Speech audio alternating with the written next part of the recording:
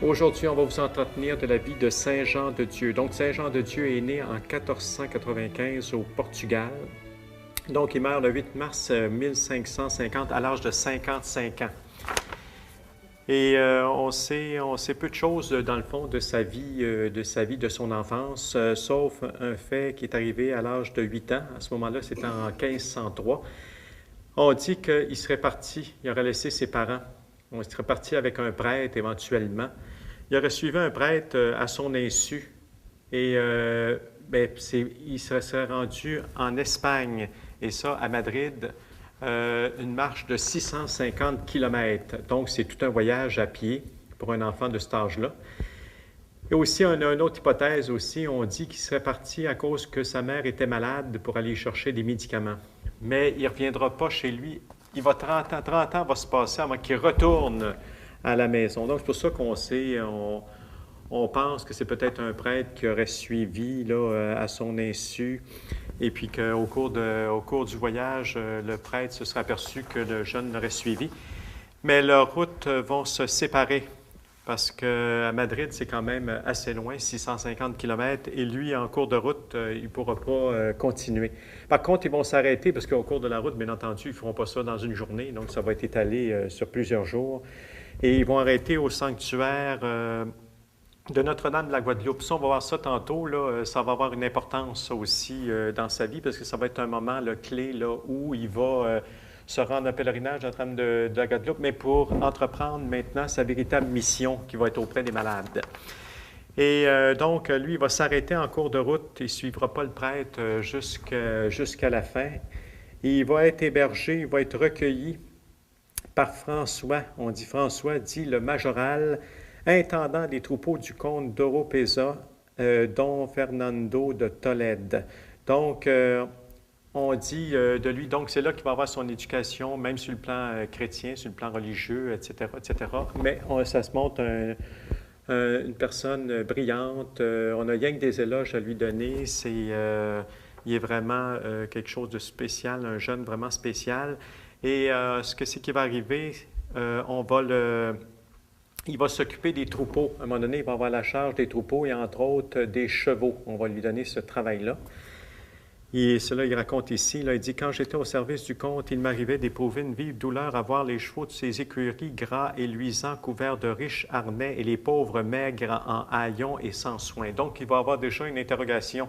Il dit « C'est bien beau s'occuper des chevaux, mais il va voir qu'il y a quelque chose encore plus d'important de s'occuper, c'est-à-dire des pauvres qui sont autour de lui. » Et ça va commencer à travailler. Ça veut dire que sa mission va commencer tranquillement, là, même s'il est jeune, déjà, il dit, voyons Jean, il se parle à lui-même, là, il dit, voyons Jean, ne vaudrait-il pas mieux te préoccuper de soigner et de nourrir les pauvres de Jésus-Christ plutôt que ces bêtes des champs? Et puis là, il ajoutait là-dessus que Dieu m'accorde de réaliser un jour ce désir. Mais ça va se réaliser, mais ça ne se réalisera pas tout de suite. Ça va prendre, il faut passer par les épreuves de la vie, etc., etc. Mais tout ça va se réaliser un jour où il pourra vraiment se donner aux pauvres, aux malades, aux plus déshérités, aux plus démunis, aux plus délaissés.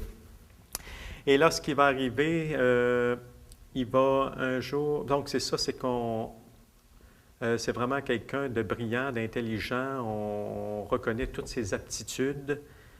Et ça va peut-être gonfler un petit peu son orgueil, là, qu'en même temps, le Seigneur va se servir d'un événement là, pour le ramener un petit peu à la réalité. Et c'est là qu'il va se déclencher une guerre entre la France et l'Espagne. Et là, lui, il va s'enrôler comme soldat. À ce moment-là, on dit qu'il était devenu un jeune homme, il avait déjà 22 ans, donc il était parti depuis l'âge de 8 ans, donc 22 ans. Donc ça veut dire 14 ans qu'il était parti de la maison, sans donner aucune nouvelle, parce qu'il faut dire aussi que dans ce temps-là, il n'y a pas de service des postes, il n'y a pas de service, veut dire, on n'a pas des choses comme aujourd'hui pour communiquer. Donc, il n'y a pas tellement de communication. Quand même, il est loin, là, il est rendu en Espagne, ses parents sont au Portugal. Donc, il a 22 ans à l'âge où il s'engage là, pour la guerre là, comme soldat en 1494. Et donc, à partir de ce moment-là, ce qui va arriver, c'est qu'il va y avoir deux épisodes qui vont frapper sa vie. C'est qu'au cours, parce que là, encore là, il va partir l'endroit où il est, là, le comte où il l'a hébergé. Donc, le 600, encore 600 km, mais là, ça va être à chevaux qui vont le faire parce que là, il est dans l'armée, etc. Donc, il y aura quand même une grande distance à parcourir. Et quand ils seront rendus, à un moment donné, ce qui va arriver, c'est que lui, il va vouloir aller chercher de la nourriture, mais dans le camp adversaire. Dans le camp adverse, c'est proposé pour y aller. Et il va prendre un cheval qui a été pris aux Français. Donc, il s'embarque sur le cheval, mais quand le cheval s'aperçoit qu'il arrive, là, lui, il reconnaît les pâturages, il reconnaît. Et là, il part tout d'un coup au galop, au grand galop. Et là, lui, il n'y a pas de harnais non plus pour s'agripper sur le cheval. Et là, lui tombe du cheval. Et là, il tombe sur la tête. Et là, même tombe sans connaissance. Et à ce moment-là, ce qui va arriver, même le sang, on dit le sang va sortir de sa bouche. Et il va rester comme ça un bon bout de temps. Et il va se réveiller. Il va se réveiller par lui-même. Et là, à ce moment-là, ce qu'il va faire, c'est que là, il s'aperçoit qu'il est dans le clan ennemi, là, puis qu'il a peur de se faire prisonnier. Donc là, il va faire une prière à la Sainte Vierge, parce que ça reste quand même que le côté religieux était quand même chez lui, là. Et il va demander, il va se tourner, on dit, vers la Dame, Notre-Dame, la Vierge Marie. Il dit, Mère de Dieu, soyez mon assistance, mon soutien, et priez votre divin Fils de me délivrer du péril où je suis tombé entre les mains de mes ennemis. Donc, il va prier la Vierge, dans le fond, pour qu'elle puisse l'aider à ne pas tomber entre les mains de ses ennemis. Il va l'invoquer. Et là, finalement, il va trouver un bâton, il va se relever par lui-même, mais il va réussir à se rendre jusqu'à son camp là-bas. Et au bout de quelques jours de repos, il va complètement être rétabli, complètement guéri. Et là, son capitaine lui avait, réservé une mission de rester au camp parce qu'on avait enlevé certains équipements aux soldats français, puis on lui avait donné la charge de surveiller ça, de garder ça. Et puis là, à un moment donné, dans un moment d'inattention, les Français ont réussi à récupérer le matériel, alors que lui, il en avait la charge, il devait le garder. Et là, à ce moment-là, le capitaine n'a pas fait ni un ni deux. C'est qu'il a ordonné qu'on le pende. Donc, il y avait un arbre. Et là, par contre, il y a un haut dignitaire qui s'est mis à passer là, un autre officier là, de plus haut rang. Et puis là, il a dit tout simplement, en entendant les versions, puis des soldats, puis de gens, parce que dans ce temps-là, il ne s'appelait pas encore Jean de Dieu, il s'appelait Jean de Cidade, c'était son nom. Et là, ils ont dit tout simplement, c'est qu'on l'a mis dehors de l'armée. Donc, il a dû s'en retourner chez lui, mais c'est-à-dire qu'il est retourné chez le comte où il s'occupait des chevaux. Mais là, il y avait encore 600 km, mais là, c'était à pied, parce que là, il n'était plus dans l'armée, on l'avait mis dehors. Donc, là, c'est à pied qu'il va parcourir toutes ces kilomètres. On dit à ce moment commence pour Jean une vie d'expiation et de tourment intérieur qui ne durera pas moins de 10 ans. Parce que là, il s'est vraiment rendu compte que là, par 2 fois, il a passé près de la mort. Et là, par 2 fois, il s'est même rendu compte qu'il a été sauvé. Et là, c'est là qu'il va revenir un petit peu en lui-même. Et puis là, il va reconnaître justement son ingratitude. Il va demander pardon pour ses péchés. Mais tout ça dans une espèce de tourment puis d'angoisse qui va durer à peu près 10 ans. Et il réussira d'ordinaire à ne rien laisser voir à l'extérieur, mais pas toujours. Mais parfois, la douleur sera si violente qu'elle éclatera au dehors et qu'elle le portera à de tels excès de pénitence qu'on y verra de la folie. Ça, on le verra un petit peu plus tard, à un moment donné. Parce que c'est comme si toutes ces années-là, il va les avoir foulées, puis là, tout ça va sortir comme d'un coup. Mais là, à partir de ce moment-là, là, il y a déjà conscience du repentir, dans le sens de réparer aussi sa vie passée, avoir une vie meilleure, parce qu'il se rend bien compte que le Seigneur a passé, puis qu'il l'a protégé là, au cours de ses différentes expéditions, spécialement là, dans l'armée. Donc, après avoir réfléchi sur les dangers de la vie militaire et sur le piètre salaire offert par le monde à qui le suit, Jean se décida de retourner chez son maître. Donc, il va retourner à pied cette fois-là. Donc, 640 km. On dit 640 km à parcourir, mais là, c'est à pied. Donc, on dit ici, par ces mauvaises routes, abîmes de boue en hiver, en été, tourbillons de poussière qui soulèvent le pas des voyageurs, et la moindre brise sont si épais qu'ils aveuglent les yeux et cachent même le soleil. Donc, dans des conditions pénibles qu'il va se rendre. Et son maître, là, François, il va le reprendre, donc il va se remettre encore au service, il va reprendre son travail qu'il avait, là, s'occuper des chevaux. Donc, nourrir et engraisser les bêtes. Mais là, toujours ça va... Mais là, avec moins d'élan qu'avant, parce que toujours là, dans l'idée qu'il a maintenant de vouloir réparer sa vie. Mais il va se passer un autre épisode où une autre guerre va éclater. Là, ce sera avec une invasion des musulmans. Et là, Charles Quint, qui est empereur à ce moment-là, il avait demandé à tous ceux qui pouvaient là, de venir l'aider dans cette entreprise. Et lui, il va s'offrir pour ça. Un peu là aussi pour peut-être réparer là, sa bévue, là, ses premières démarches dans l'armée. Donc, il va essayer de réparer tout ça, il va s'enrôler de nouveau. Et là, cette fois-là, là, il va réussir. Et même, il va recevoir l'éloge là, de ses colonels, etc. Et dans le fond, il va réparer un petit peu là, ce qu'il a pu la première fois, le premier épisode, là, la première période. Et tout ça, quand tout ça va se terminer, ils vont se rendre, eux autres, à Saint-Jacques-de-Compostelle. On sait que c'est un grand lieu de pèlerinage, ça, en Espagne. Donc, ils vont se rendre là, à Saint-Jacques-de-Compostelle. Et c'est là qu'ils vont prendre chacun leur route, là, les soldats. Et entre autres, lui, Jean, bien, c'est là que maintenant, libéré de ses obligations militaires, va décider de revenir dans son pays natal, donc retrouver ses parents. Donc, et là, à ce moment-là, il y a 38 ans. Donc, il y a 30 ans qui se sont écoulés depuis son départ. Et là, lui, donc, ses parents, il n'en a pas eu de nouvelles, puis il n'en a pas eu de nouvelles lui-même, et puis lui-même non plus n'a pas pu vraiment donner de nouvelles. Comme je disais tantôt, il n'y a pas le service là, de poste ou de choses comme ça qui pouvait aider.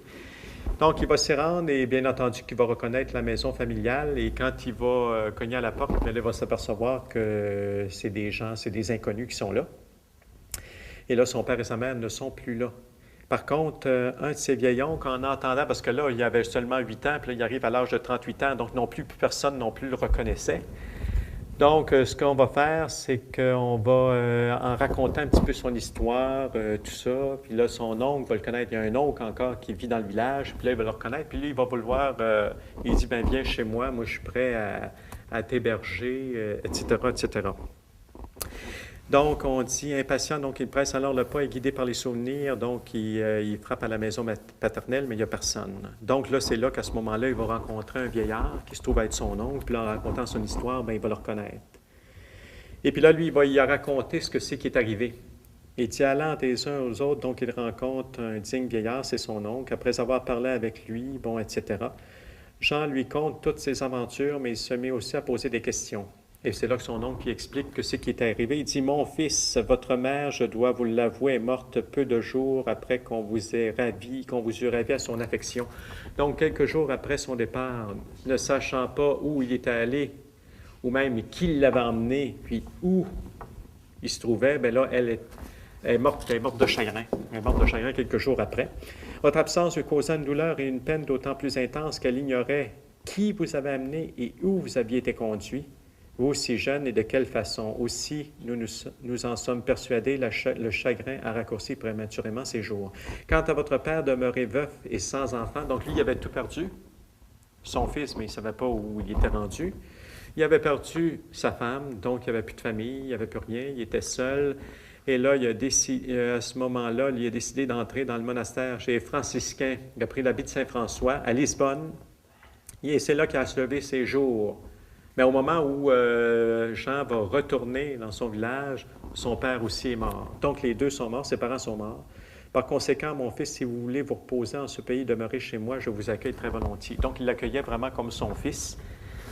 Et là, c'est là que Jean, là, il a éclaté en sanglots d'apprendre tout ça. Puis en même temps, bien là, il y avait tout le poids aussi du passé. Tu sais, ça avait commencé avec ses déboires dans l'armée, 2 fois qu'il a été échappé à la mort. On dit qu'il va passer une période de 10 ans d'angoisse. Donc, tout ça va se rajouter, là, parce que là, il va se rendre un peu responsable de la mort de ses parents, spécialement de sa mère qui est morte quelques jours après son départ.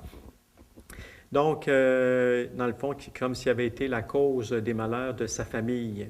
Donc, tout ça va rajouter à ses angoisses. Et et puis là, il dit à son oncle, dans le fond, il dit « Ma volonté est de ne pas rester dans cette contrée, mais de chercher où servir notre Seigneur loin de mon pays. » Donc, il voulait quitter. Là, il était en Espagne, au Portugal, c'est-à-dire lui, il est né au Portugal, donc il est retourné au Portugal. Donc là, il dit « Pour moi, ma mission, c'est de servir Dieu maintenant. et de le servir, mais pas ici, mais dans un autre pays. Il dit, j'ai été si mauvais et si coupable que je dois employer ma vie, don du Seigneur, à faire pénitence et à le servir. Donc, faire pénitence puis le servir, ça va maintenant le guider là, jusqu'à la fin de ses jours. J'ai confiance que mon Seigneur Jésus m'octroiera la grâce de réaliser franchement ce désir. Accordez-moi votre bénédiction, ça, il demande ça à son nom, qui est demandé avec instance au bon Dieu de me conduire par la main. Puis lui, là-dessus, bien, il l'embrasse, le bénit, il dit en même temps, il console en disant, bien, maintenant, tes parents qui sont au ciel, bien, vont t'aider. Vont t'aider au ciel, ils vont te guider, là, à trouver le chemin du Seigneur ou ce que le Seigneur attend de toi. Et là, justement, on dit sur le point de tomber dans le désespoir. Donc, il était, c'est sûr qu'il a été ébranlé par cette nouvelle-là. Jean se tourne par bonheur vers le ciel. Et c'est là qu'il est proposé, là, c'est là qu'il va, d'abord, il va s'offrir comme berger. Une dame qui avait besoin d'un berger, fait qu'il va s'offrir à garder son troupeau de moutons, mais là, encore là, le cœur n'y est plus. Et tout d'un coup, il dit, tout à coup, il fut saisi d'un vif désir de gagner les côtes d'Afrique parce qu'on avait ouvert une mission là-bas, en Afrique, c'est-à-dire spécialement au Maroc. Donc donc dans un pays musulman. Et puis là, on avait ouvert, c'est ça, les côtes d'Afrique pour exécuter sans retard ce dessein. Donc, on avait ouvert une mission là-bas, en Afrique. Et là, lui, il s'est offert pour y aller. Il s'est embarqué. Et quand il est arrivé au port, au Portugal, ça c'est au Portugal, donc, il a rencontré une famille. Une famille. Donc, Jean n'hésite pas à offrir ses services à un condamné politique, le comte d'Almeida, qui, par ordre du roi Jean III, ont conduit en exil avec sa femme et ses 4 filles. On dit que celui-ci promettait de le bien traiter et de le payer largement. Donc, ce comte-là avait été mis en exil par le roi du Portugal dans cette mission-là qui venait d'ouvrir là-bas au Maroc, parce qu'il avait fait des choses qui avaient déplu au roi, et puis on avait exilé sa famille, on l'avait exilé. Donc, on l'avait dépouillé de tous ses biens. Mais là, lui, promettait à Jean de s'occuper de lui, une fois rendu là-bas, s'il voulait se mettre à son service. Donc, lui, ça faisait son affaire parce qu'il est toujours dans l'esprit de vouloir réparer, puis de vouloir offrir sa vie à Dieu, de servir, puis de faire pénitence. Bien, ça faisait son affaire. Donc, il s'est engagé avec eux, ils sont rendus là-bas. Mais rendus là-bas au Portugal, pas au Portugal, mais au Maroc, cette famille-là ne se sont pas habitués. Bien, tu sais, eux autres, ils avaient tout perdu. Tu sais, cette famille-là, là, ils se retrouvaient comme des gens ordinaires. Et là, ce qui est arrivé, c'est que là, eux autres ils ne sont pas adaptés facilement à la vie là-bas au Maroc. Ils sont tombés malades. Donc, dans le fond, c'est Jean qui est devenu comme les infirmiers. C'est lui, dans le fond, qui s'est occupé de la famille, à relever la famille. Mais là, les frais de médecins, les frais de médicaments, tout ça ont complètement mis à sec les réserves de la famille. Tu sais, le comte qui avait dit, rendu là-bas, nous autres, inquiète pas, on va s'occuper de toi. Puis à un moment donné, le comte est dit que malheureusement, en voulant dire, il n'y a plus d'argent. Puis il demande en plus à Jean de s'occuper, c'est-à-dire de travailler à la forteresse, parce qu'on est en train autour de la mission, on est en train de monter des forteresses pour se préserver des attaques, justement, des musulmans. Donc, on voulait monter une forteresse. Et là, on invitait les gens, ceux qui étaient valides, là, pour s'offrir là, pour travailler à la forteresse, à l'édification de la forteresse. Et là, Jean, ben, lui, va s'y engager. Le comte va l'inciter, va lui demander de s'engager pour aider à subvenir aux besoins de sa famille, à lui. Donc, Jean, là aussi, va y trouver son compte, dans le sens que lui, encore là, dans le désir de vouloir réparer, de faire le bien, etc., va s'engager à monter la forteresse. Donc, il accepte volontiers à travailler là, aux fortifications. S'il arrivait que Jean empêché n'allait pas travailler ou qu'ayant travaillé, on ne lui a pas remis son salaire, on ne mangeait pas ces jours-là et on supportait cette privation.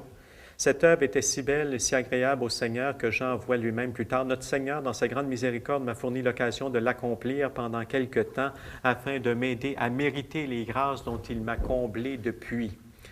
Donc, dans le fond, lui, il voyait, dans le fond, une réparation dans ça et il était heureux de pouvoir l'accomplir là, pour le compte. Et par contre, ce que c'est qui est arrivé, c'est que là, on trouvait que les travaux n'étaient pas assez vite, que les fortifications ne se montaient pas assez vite. Et là, on s'est mis à traiter les ouvriers vraiment presque comme des esclaves. Et à ce moment-là, bon, on dit, ils se mirent à maltraiter en parole et en acte les travailleurs, comme il s'agissait des esclaves, et quelques-uns d'entre eux, incapables de supporter davantage, décidèrent de passer chez les musulmans et même à se faire musulmans. Donc, ça veut dire qu'ils ont renié la foi catholique. Ils ont aimé mieux se tourner vers les musulmans que de continuer à vivre comme un esclave là, pour monter les fortifications. Et ça a beaucoup touché Jean parce qu'avec avec lui, il y avait un des jeunes travailleurs avec lui qui était un de ceux de son village, donc qu'il connaissait bien. Et lui a décidé, voyant les difficultés, de s'en aller du côté des musulmans. Donc ça avait touché beaucoup de gens. Puis il en a parlé à un père. Il y avait des pères franciscains là-bas. Il en a parlé à un père franciscain. Puis là, lui, voyant les difficultés dans lesquelles Jean était entré, il lui conseillait de retourner au plus vite en Espagne. Il dit, ce prêtre éclairé et prudent le console de son mieux, mais jugeant trop dangereux le séjour au Maroc, lui ordonne de retourner au plus vite en Espagne après l'avoir assuré sans doute qu'il veillerait sur ses protégés. Et d'ailleurs, c'est ce que Jean va annoncer là, maintenant à sa famille, puisqu'il s'occupait d'eux. Il leur a dit, il faut absolument que je retourne. Et là, à ce moment-là, il aurait dit, mais il les a assurés de sa prière. Il dit, je vais prier pour vous autres en voulant dire peut-être que votre cause va s'arranger. Et effectivement, on dit que quelque peu de temps après le retour de Jean, on dit que ces bienfaiteurs ne manquèrent pas d'attribuer à son crédit le céleste pardon du roi. Ils ont eu le pardon, donc ils ont été restitués, eux autres, dans leurs biens. Donc, eux autres aussi, ils ont pu retourner dans leur pays, donc sortir du Maroc et s'en retourner quelque temps après le départ. Et Jean leur avait assuré du secours de sa prière. Donc, sa prière a été exaucée. Donc, il avait 42 ans lorsqu'il revient du Maroc. Donc, on dit, même il a été sauvé, même d'une tempête. Il y a une tempête en cours de route, en traversant l'océan. Et ils ont failli périr encore une fois. Donc, ça veut dire 3 fois qu'ils échappent à la mort. Et aussitôt qu'il arrive, qu'il débarque, la première chose à faire, c'est qu'il va à l'Église remercier Dieu et remercier Dieu de l'avoir délivré.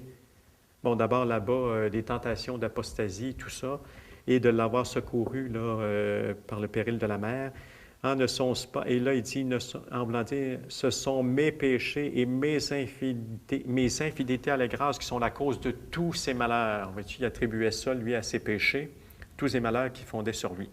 Et du fond du cœur s'échappe cette prière qu'il ne cessera jamais de dire jusqu'à la fin de sa vie. Il dit, Seigneur, donne la paix à mon âme et fais-moi connaître le chemin que je dois suivre pour arriver à toi. Ça, c'est une prière qui va le suivre à partir de ce moment-là, jusqu'à peu près à la fin de sa vie. Seigneur, donne la paix à mon âme. Oui, il y en avait besoin. On dit une période d'angoisse, tout ça qui va durer 10 ans. Ça veut dire jusqu'à peu près au début de sa mission, là. Sa véritable mission. Il dit, Seigneur, donne la paix à mon âme et fais-moi connaître le chemin que je dois suivre pour arriver à toi. Donc, Jean Sidade, c'est son nom, avait sans doute besoin de devenir souple sous la main de Dieu et capable de remplir sa mission, d'être profondément travaillé par les humiliations, l'inquiétude et la souffrance, comme on l'a vu. Et là, le père franciscain lui avait dit, par exemple, il avait donné un conseil, une fois que tu seras rendu là-bas, il dit ce que c'est qui serait bon là, pour éclairer ton intelligence, puis garder ton cœur justement vigilant, puis près de Dieu. Il dit, lis la Bible. Lis le Nouveau Testament, la Bible. Lis aussi des vies de saints, des livres spirituels, des vies de saints.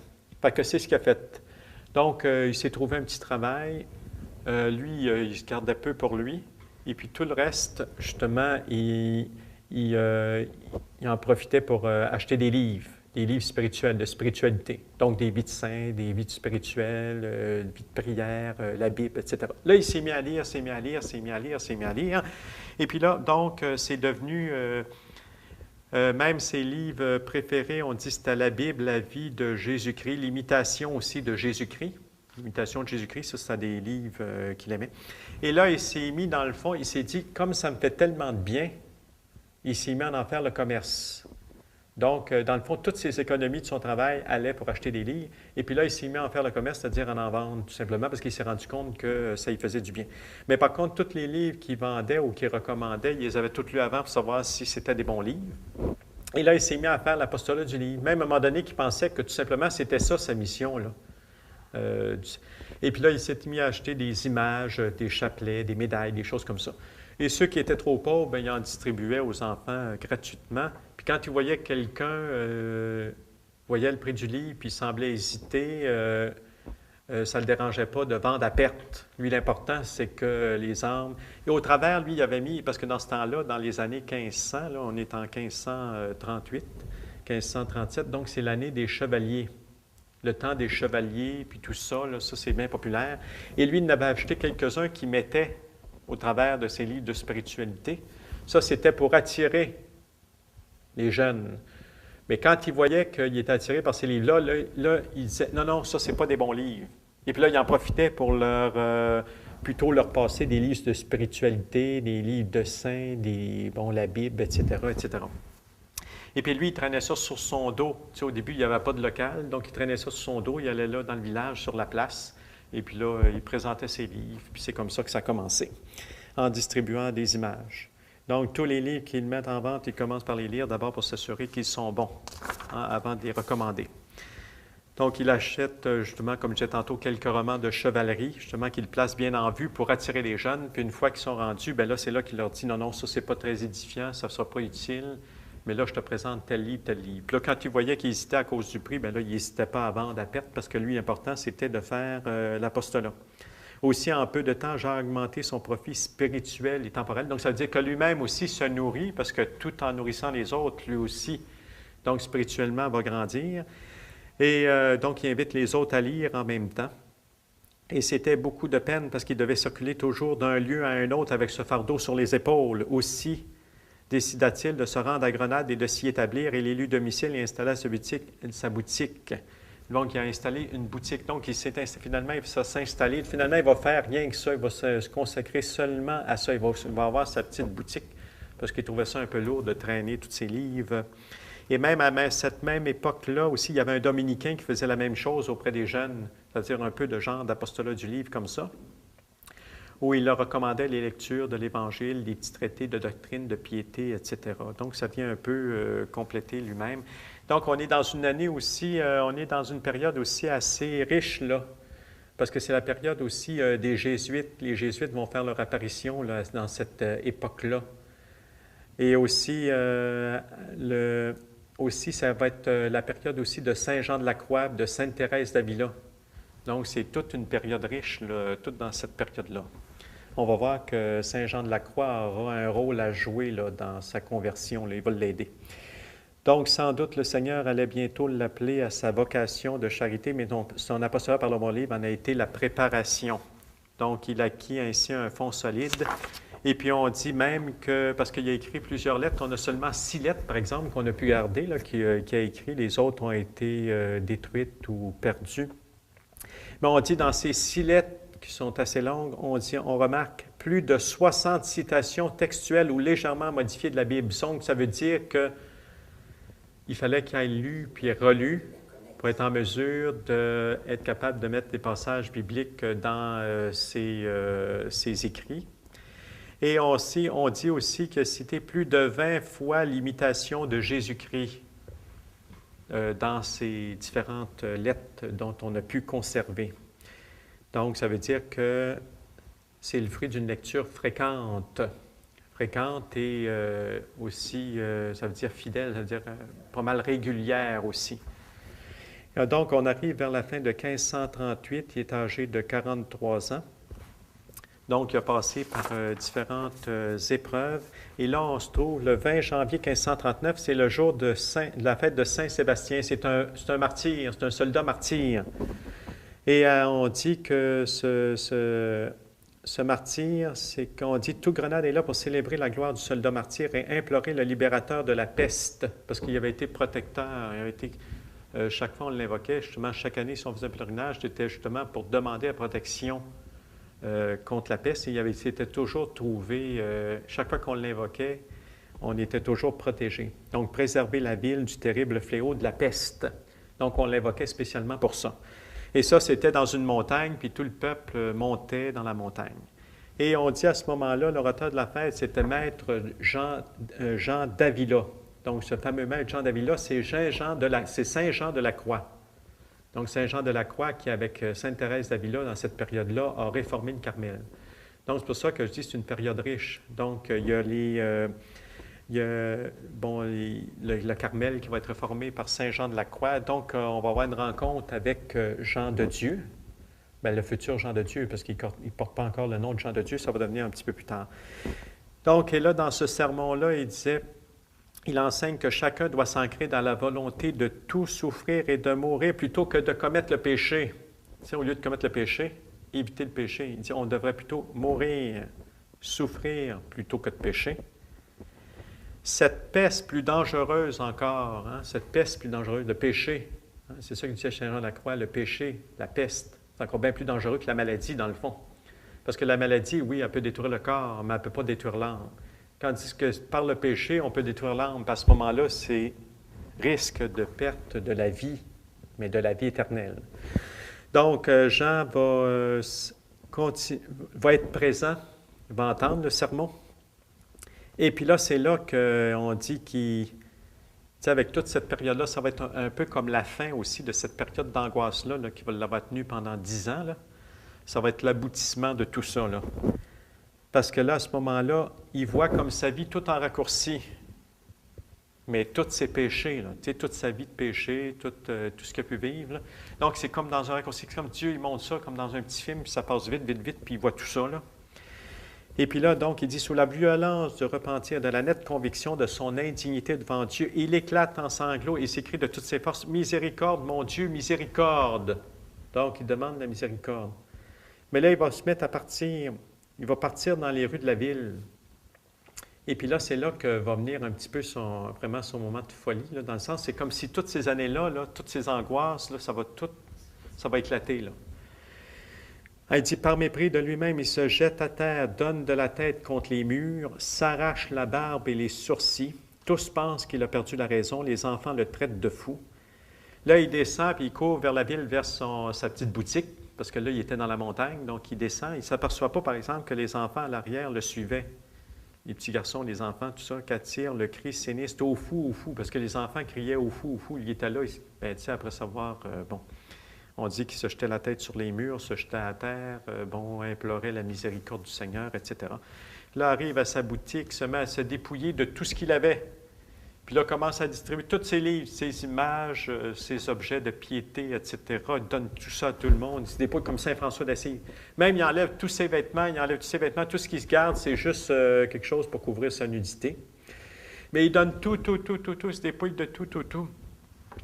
Et puis là, comme Saint François, dessaisi de son habit en faveur d'un mendiant. Donc, il donne tout, il ne garde qu'une chemise et une culotte pour couvrir sa nudité. Ainsi, de vêtu, pieds nus et tête nue, il s'en va dans les rues principales de Grenade. Donc, il continue encore, il court en criant « Nu, je veux suivre Jésus-Christ nu et me rendre tout à fait pauvre en son honneur. » Donc, comme Saint François avait fait quand il avait acheté on voit ça dans le film de Cifarelli, là, Saint François qui, toutes les belles étoffes de tissu, qui envoie ça par la fenêtre, puis là, lui, il est tout content jusqu'à temps que son père arrive, et il dit « Oups, attention, mon fils, ça ne va pas dans ta tête. » Et là, c'est un peu la même chose qui va arriver. Et là, il rencontre Jean d'Avila, c'est-à-dire Saint Jean de la Croix, il le voit, tu sais, et là, il se précipite à ses genoux, puis là, fait sa confession. Puis là, ça le calme un peu, là, ça finit par le calmer un peu. Lui, il a vraiment la contrition, tu sais, il pleure, puis tout ça, puis en tout cas, etc. Puis là, c'est toute sa vie qu'il remet vraiment dans les mains du Seigneur. Là, ça l'a quand même calmé un peu, mais à peine quitté Saint Jean de la Croix, il se rend sur la place et là, se jette dans la boue, s'y roule, puis là, commence à confesser tous ses péchés. J'ai fait ceci, j'ai fait cela. Tout comme il avait fait sa confession, il a fait sa confession à Saint Jean de la Croix. Commence à faire une confession publique de tous ses péchés. Le traître qui a agi ainsi, que mérite-t-il, sinon que tous le frappent, le maltraitent, le tiennent pour l'homme le plus vil du monde, enfin le jettent dans la boue, dans le cloaque des immondices. On dit qu'à voir cette scène, les spectateurs sont persuadés qu'il a perdu la raison, bon, etc., etc. Même, tout le monde, dans le fond, donc, dans ses mains, il porte une croix de bois qu'il donne à baiser à tous si quelqu'un lui dit « Jean baise la terre pour l'amour de Dieu ». Donc, dans ses mains, il porte une croix de bois qu'il donne à baiser à tous. Et si quelqu'un lui dit « Jean baise la terre pour l'amour de Dieu », il obéit, même si c'est un enfant. Donc là, et puis là, tout d'un coup, passent on dit deux notables de la ville de Grenade. Voyant ça, eux autres, là, ils le prennent, là. Ils disent aux gens de se calmer, là, parce que là, tout le monde était autour de lui, tout le monde, bon. Et là, lui, là, il l'amène à l'hôpital. Il y a un hôpital, mais l'hôpital des fous. C'est là qu'il l'amène. Ceux qui ont des folies. Il dit, mettez-le dans une chambre d'où il ne puisse voir personne afin qu'il se repose. Peut-être guérira-t-il ainsi de cette folie qu'il a contractée.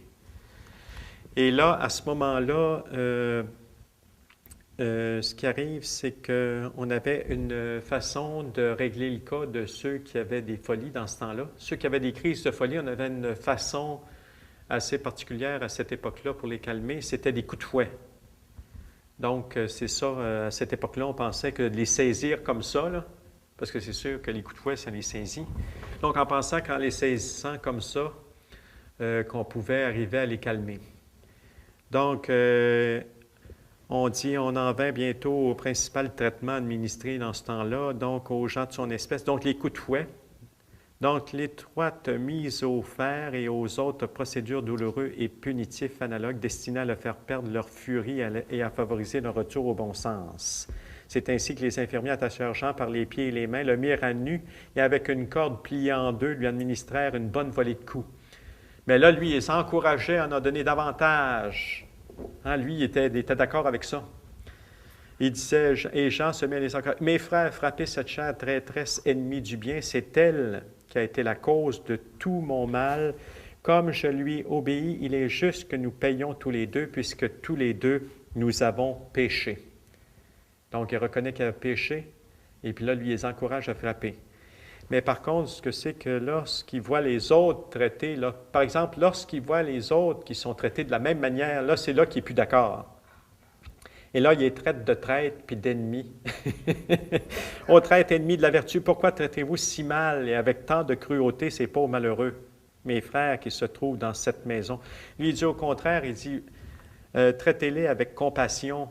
Il dit, donnez-leur bien à manger. Il voyait que les salles aussi dans lesquelles les malades étaient installés étaient malpropres. Il dit, nettoyez les salles, donnez-leur à manger, en voulant dire, avec affection puis amour, occupez-vous d'eux à la place au lieu de les traiter comme ça. Mais là, voyant qu'ils les traitaient de traîtres puis d'ennemis de la vertu, là, les autres, ils traitaient encore davantage. Ils lui administrèrent des coups encore plus cruels et plus nombreux qu'aux gens jugés par eux simplement fous.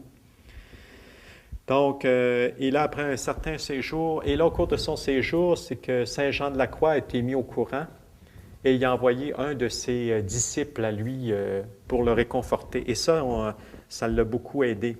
Hein, Jean considéra comme une grande faveur et un puissant réconfort l'initiative du maître d'Avila.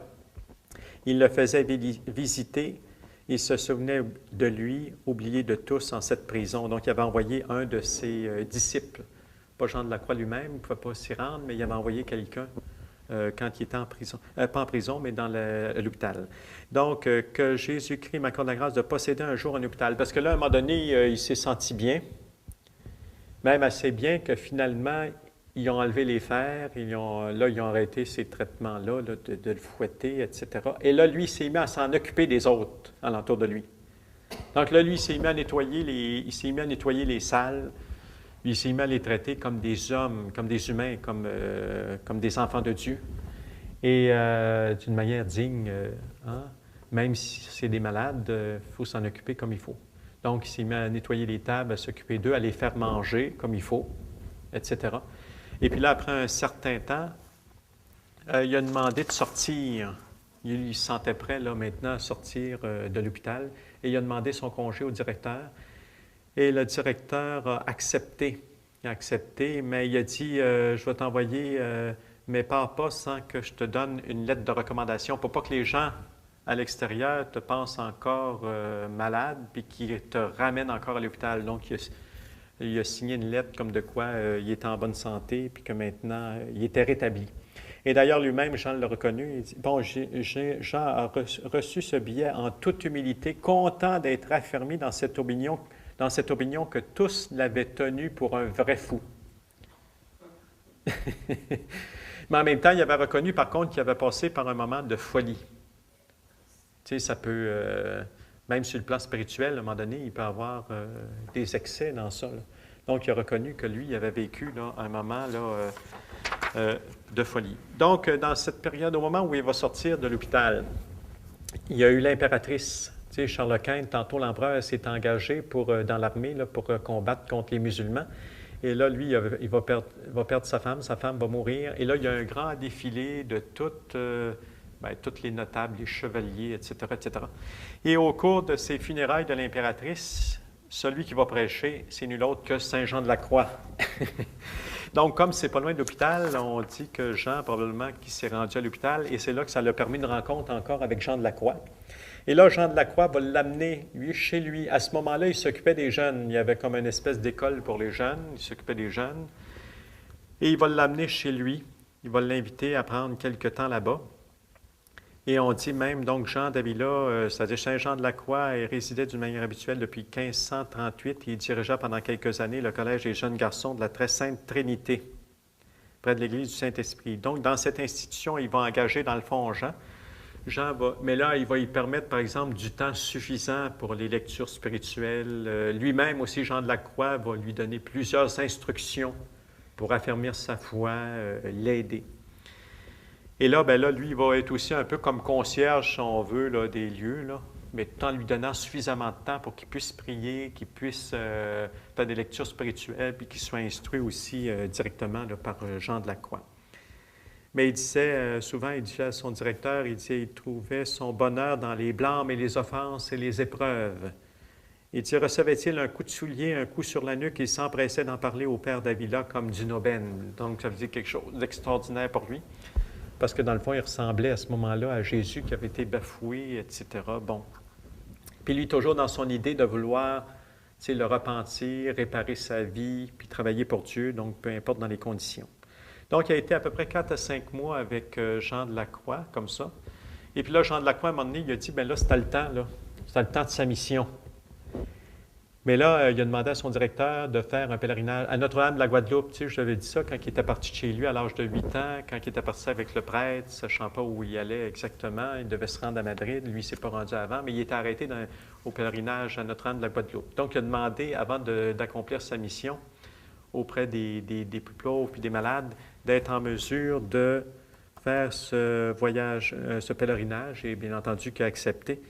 Et il y avait 360 kilomètres encore pour se rendre. Donc, c'est toujours à pied. Hein? Dans ce temps-là, il n'y a pas les moyens de transport comme on a aujourd'hui. Donc, c'est toujours à pied. Donc, ça veut dire qu'aux différents endroits où il arrêtait, bien, il s'arrangeait toujours pour trouver des malades. Bien, de toute façon, il y avait toujours des pauvres en quelque part. Donc, il essayait de les aider. Soit qu'il allait chercher du bois. Habituellement, c'est que quand il y avait dans un nouvel endroit, il allait chercher du bois pour les pauvres. Donc, il allait chercher du bois, puis il arrivait avec son fagot de bois sur le dos. Puis là, il arrivait dans des endroits où on avait... Puis là, il s'occupait des malades. Mais à chaque fois qu'il devait partir, bien, tout le monde pleurait parce qu'il s'en occupait tellement bien qu'on ne voulait plus qu'il parte. Donc, lui, il fallait... Et là, il s'est rendu jusqu'à Notre-Dame de la Guadeloupe. Et là, il y avait les frères de Saint-Jérôme. C'était une communauté, justement, qui avait un hôpital. Puis en même temps, bien, Saint Jean de la Croix, il avait dit, bien, prends le temps, quand tu iras là, va héberger là. Parce que ça va t'aider pour ta mission, voir comment c'est organisé, les différents services, etc., etc. Ça va t'aider, ça, pour ta future mission. Donc, c'est ce qu'il avait fait. Et il avait, tout au cours de son pèlerinage, il avait hébergé chez les frères, et puis en même temps, bien, il avait donné du temps auprès des malades. Et finalement, bien, il est retourné auprès de son directeur à la fin de son pèlerinage. Et il dit, là, c'est là que Jean de la Croix, il dit, il faut que tu retournes à Grenade. Donc, Grenade, c'est l'endroit où il avait ouvert sa petite boutique. C'est là aussi où c'est qu'il avait eu sa crise, c'est qu'on l'avait enfermé à l'hôpital. Mais Jean de la Croix, il dit, c'est là. Il dit, c'est là que le Seigneur t'attend. Il dit, c'est là ta mission.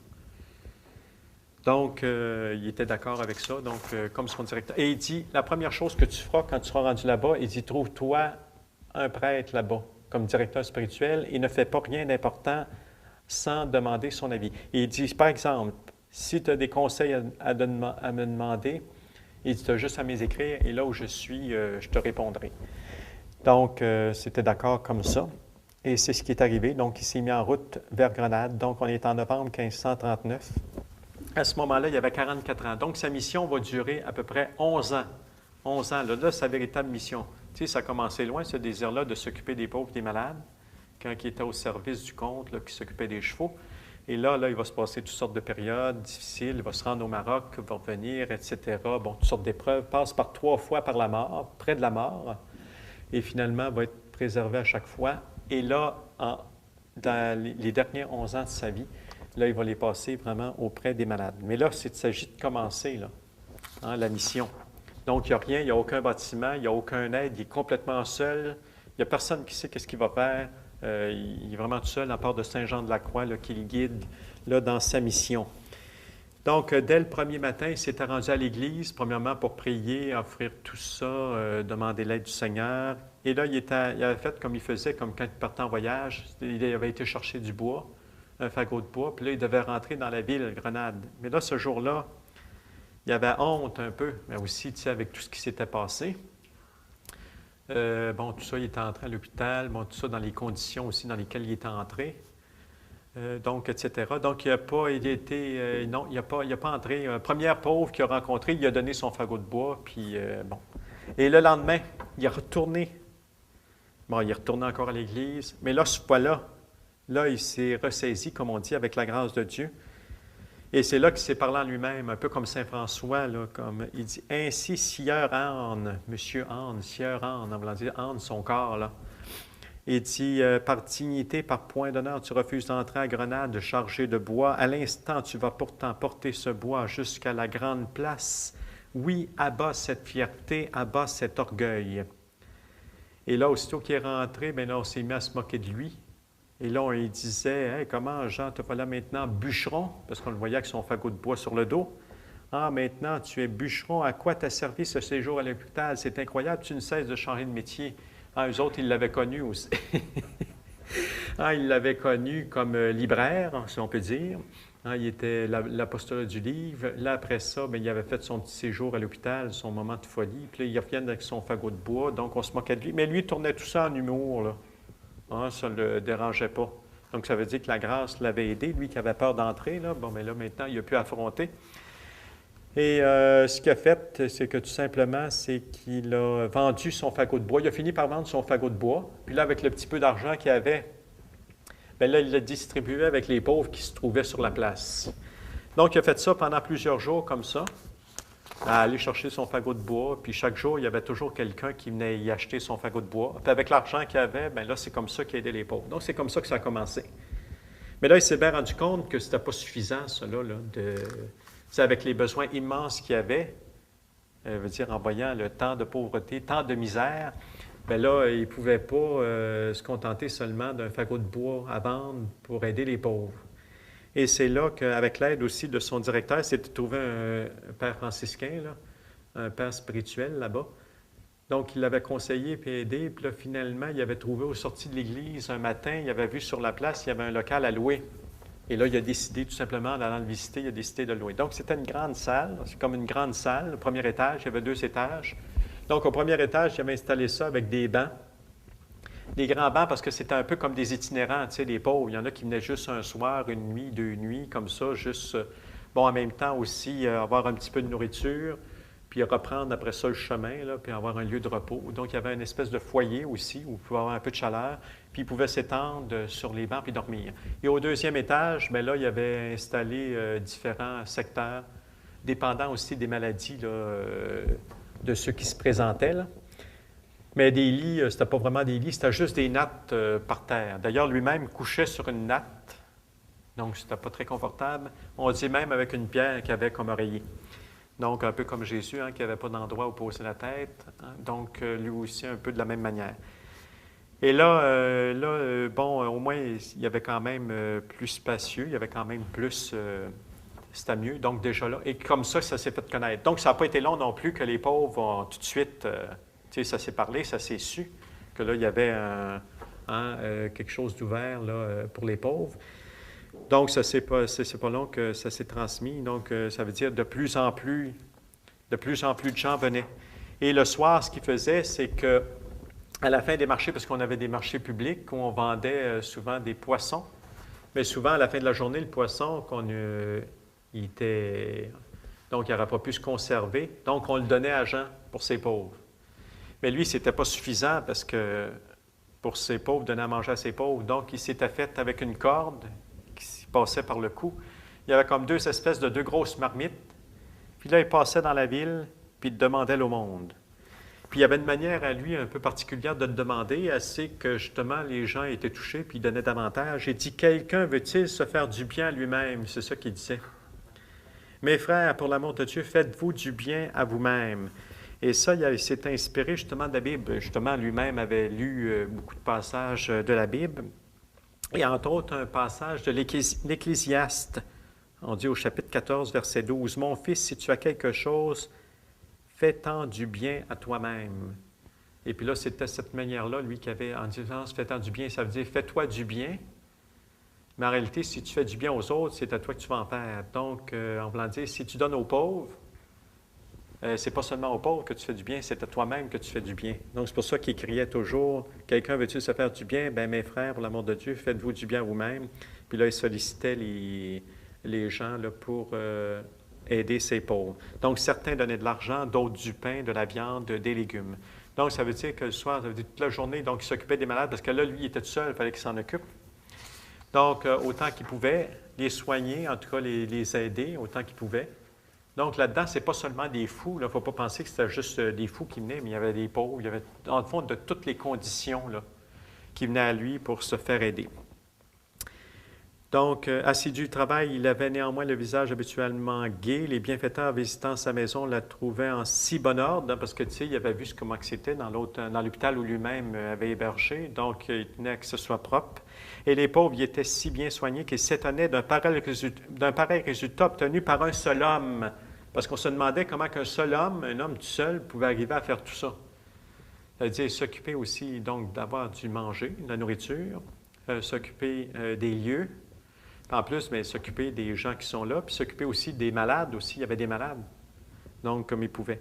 Donc, parmi ses premiers protecteurs, il y a eu Don Sébastien, évêque de Thuy et président de la chancellerie de Grenade de 1538 à 1540. Donc, il va devenir un de ses premiers protecteurs et bienfaiteurs. Donc, il a toujours donné de bonnes aumônes, mais à chaque fois aussi qu'il venait, il donnait des vêtements parce qu'il arrivait toujours en guenilles. Parce que lui, le premier pauvre qui arrivait, quand il y avait des vêtements convenables, bien, il le donnait aux pauvres. Tu sais, comme Saint François, il se dépouillait toujours pour être plus pauvre que ses pauvres. Mais que jamais que ses pauvres soient... Il fallait que ses pauvres soient plus riches que lui, mais pas qu'ils soient plus pauvres que lui. Donc, il donnait toujours... Donc, donc l'évêque se rendait compte de ça, parce qu'à chaque fois, l'évêque, il donnait des vêtements convenables. Puis à chaque fois qu'il venait le voir, il arrivait toujours en guenilles. Donc, il se rendait compte, mais par contre, il ne faisait pas de reproche là-dessus parce qu'il savait qu'il reconnaissait sa grande générosité et son grand cœur, il voulait donner aux pauvres. Fait que c'est là qu'à ce moment-là, il a décidé, il dit, on va te donner un petit costume. C'était justement un peu genre comme la bure de Saint François. C'était une tunique, dans le fond, juste simplement une tunique attachée avec un cordon, c'était simplement ça. Et donc, à ce moment-là, lui, il l'a accepté. C'était un peu comme sa prise d'habit, si on peut dire, malgré que l'évêque n'a pas...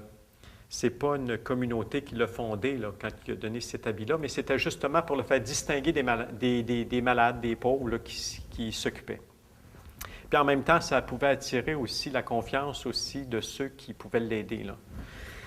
Et donc, et c'est là qu'à ce moment-là, c'est l'évêque là, qui l'a appelé Jean de Dieu. Il dit, désormais, tu t'appelleras Jean de Dieu. Et puis là, il dit, et lui là-dessus, il a répondu, Jean a répondu, ah oui, bien s'il plaît à Dieu. Et puis là, c'est là qu'on dit, ça fut comme un peu comme une espèce de prise d'habit. Donc, ni le prélat, ni le serviteur des pauvres n'avaient dessein d'établir une nouvelle congrégation. Ça va venir après sa mort, par contre. Aussi, Don Ramirez, c'est-à-dire l'évêque, n'imposa pas de règles pour ceux qui désiraient s'engager au service de l'hôpital. Donc, cependant, dès qu'on aperçut dans la ville Jean de Dieu revêtu de cet habit, Là, il y a des gens qui se sont mis à venir l'aider. C'est-à-dire pas des gens qui ont nécessairement tout abandonné pour le suivre, mais par contre, un peu comme un apostolat extérieur qui ont fait un apostolat. C'est-à-dire tout en restant dans le monde, eux autres, ils venaient l'aider. Bon, l'aider à faire du ménage, justement, l'aider pour la nourriture, l'aider, bon, de différentes manières. Donc, il a commencé à avoir une aide comme ça. Pas une aide directe où vraiment des gens sont tout abandonnés pour son œuvre, mais du moins, il y a eu un peu plus d'aide, là. Donc, à lui seul, le travail ordinaire accompli par Jean de Dieu pour recueillir les aumônes, entretenir la maison, soigner les pauvres, constituait une pénitence, une mortification à peine supportable avec les seules forces naturelles pour un homme robuste. Et lui faisait ça à lui seul. Donc, ça veut dire qu'il était vraiment guidé, ça veut dire que c'était vraiment sa mission, c'était vraiment là où le Seigneur le voulait. Et les jours de précepte, on dit qu'il jeûnait, c'est-à-dire que le vendredi, habituellement, il jeûnait, en prenant une maigre nourriture à midi, se privant même de collation le soir, et les vendredis, il dînait de pain et d'eau et se donnait de rude discipline, parce que c'est encore je veux dire, c'est une période comme ça, là, où on se donnait la discipline, une espèce de fouet, là, qu'on prenait, là, puis ça, c'est un peu dans les mœurs aussi du temps. Donc, couvert d'un morceau de vieille couverture, il dormait sur une natte posée sur le sol avec une pierre pour oreiller. D'autres fois, dans la charrette d'un paralysé défunt. Il marchait sans chaussures et tête nue par tous les temps. Néanmoins, il prenait compassion des plus légères souffrances de son prochain, comme s'il lui-même vivait très largement. C'est-à-dire, comme lui, par contre, c'est-à-dire qu'il était dur pour lui-même, tu sais, pour lui-même. Même on disait que pour lui, il y avait un cœur de pierre, dans le sens que pour lui, tu sais, lui, il ne se gardait rien pour lui, absolument rien. Mais par contre, qu'il avait un cœur de chair pour les autres, dans le sens, on disait même un cœur de mère. Parce que, tu sais, avec tant de compassion, puis d'affection, puis qui s'occupait là, des plus pauvres et des plus déshérités. Lorsque la bonne saison commençait, c'est-à-dire que lorsque le printemps arrivait, c'est sûr que là, il y avait moins d'achalandage, là, parce que moins de gens, donc les gens allaient plutôt dans la nature, etc. Et puis là, c'est là qu'il en a profité parce qu'il y a eu un don d'un prêtre, et puis là, ça lui a permis d'avoir des vrais lits. Donc, des vrais lits avec des oreillers, puis tout ça. Donc, il a pu aménager ça là, pour ses pauvres. On dit qu'il a reçu, donc, à la place des lits, des vrais matelas, avec des matelas, des draps, des couvertures, qu'il a pu installer au premier étage. Il a pu ainsi, comme dans les 2 autres hôpitaux de la ville, recevoir des malades, des invalides qui gisaient abandonnés sur les places, parce que là, il pouvait vraiment là, accueillir de véritables malades. Et puis aussi, il s'est fait aider aussi par... il y a même des médecins qui gratuitement, là, qui venaient pour voir un petit peu les malades, puis aussi les administrer là, certains traitements, là, médicaments, là, etc.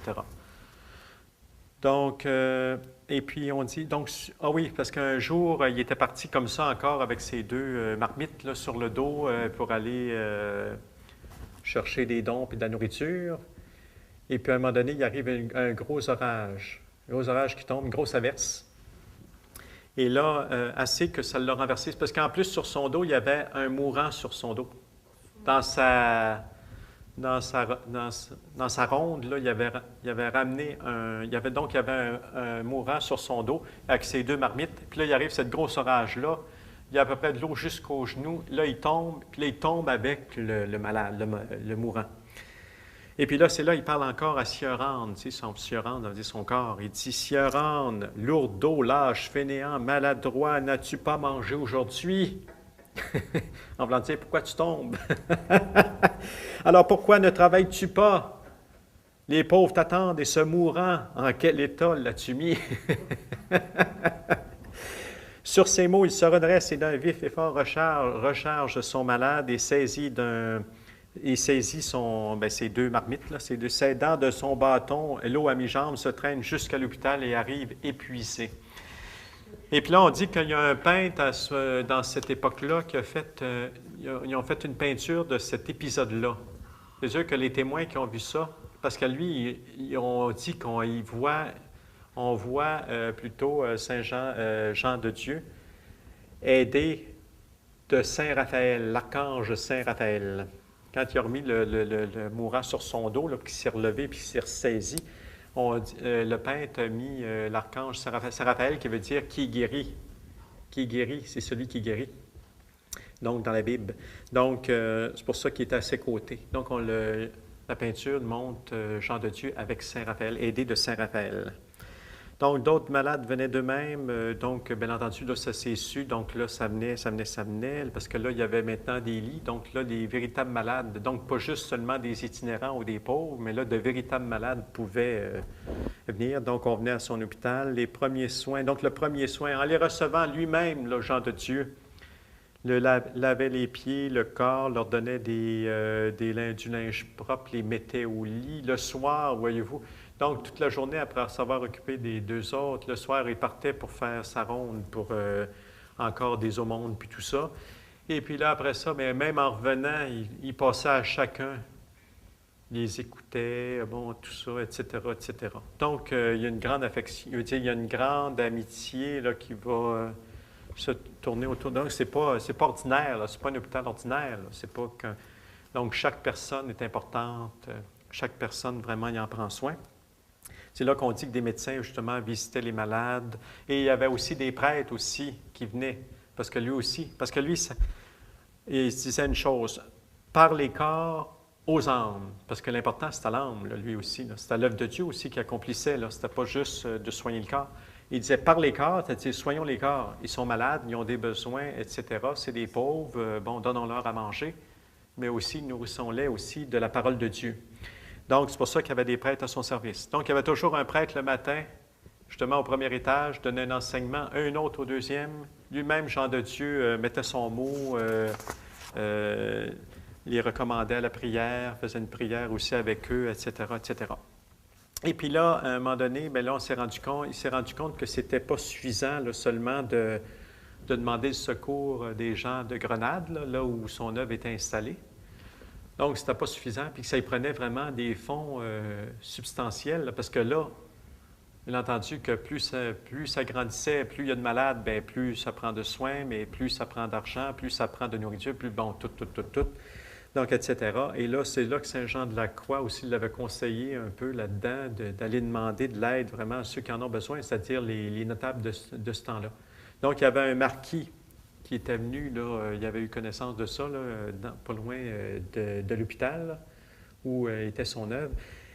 Et là, il était dans la ville et il avait décidé d'aller lui demander l'aumône. Et il était allé le voir, et d'ailleurs, le marquis était entouré de d'autres grands personnages, là, si on peut dire, de ce temps-là.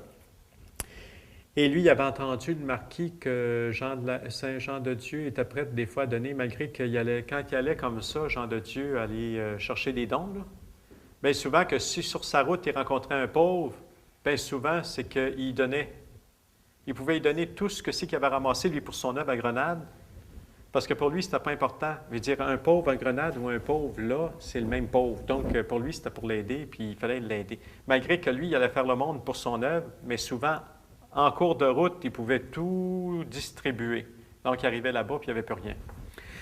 Fait que là, le marquis avait entendu parler de ça. Donc, il avait donné une somme importante, une bonne somme d'argent.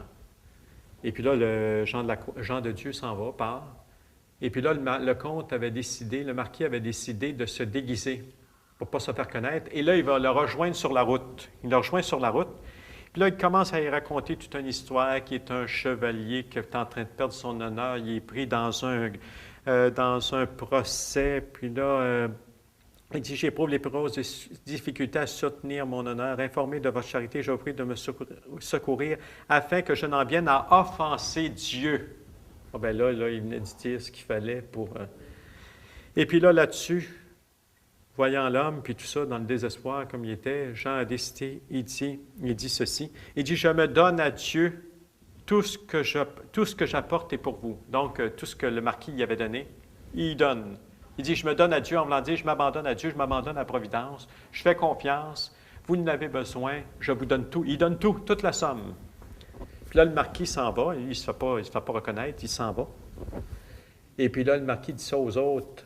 Il dit, c'est bien ce qu'on avait dit de lui. Il est prêt à tout donner pour un pauvre. Et puis là, même eux autres, par exemple, ça les avait touchés de sa générosité. Assez que le lendemain, le marquis avait fait dire à Jean de Dieu de ne pas quitter l'hôpital parce qu'il voulait le visiter. Et là, c'est là qu'arrivé là-bas, le marquis avait plaisanté un petit peu avec ça. Il dit, hier, j'ai eu connaissance qu'on vous a volé la somme. Puis là, lui, là-dessus, il s'est bien défendu. Non, non, il dit, moi, je fais confiance à la Providence. Puis, non, non, il dit, pour la preuve, comme de quoi vous êtes volé, il dit, j'ai retrouvé la somme d'argent. Il dit, je l'ai ici, là, la somme d'argent. Mais il dit, en plus, il a rajouté 100 écus d'or sur la somme qu'il avait déjà donnée.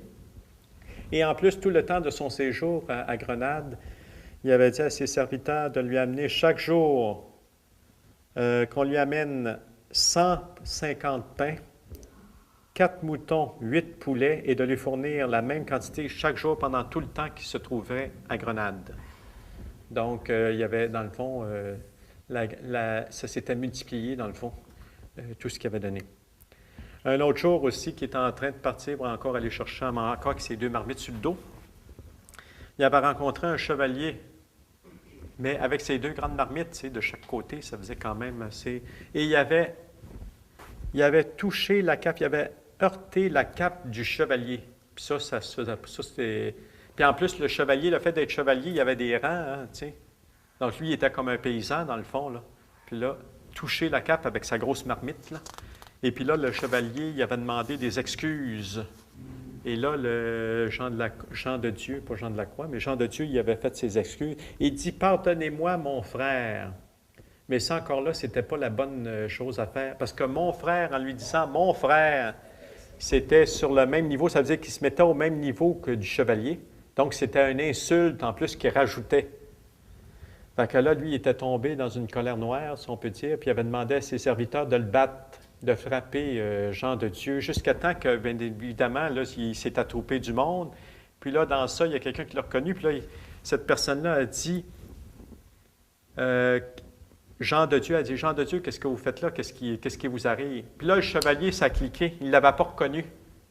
Il n'avait pas reconnu Jean de Dieu. Mais quand il a entendu le nom, parce que quelqu'un dans la foule a dit, Hey, Jean de Dieu, qu'est-ce qui vous arrive? Là, c'est là que le chevalier, c'est le chevalier lui-même qui est allé à ses genoux. Il dit atterré, il se jette aux pieds de sa victime, de Jean de Dieu, et affirme qu'il ne se relèvera pas avant de les avoir baisé ses pieds.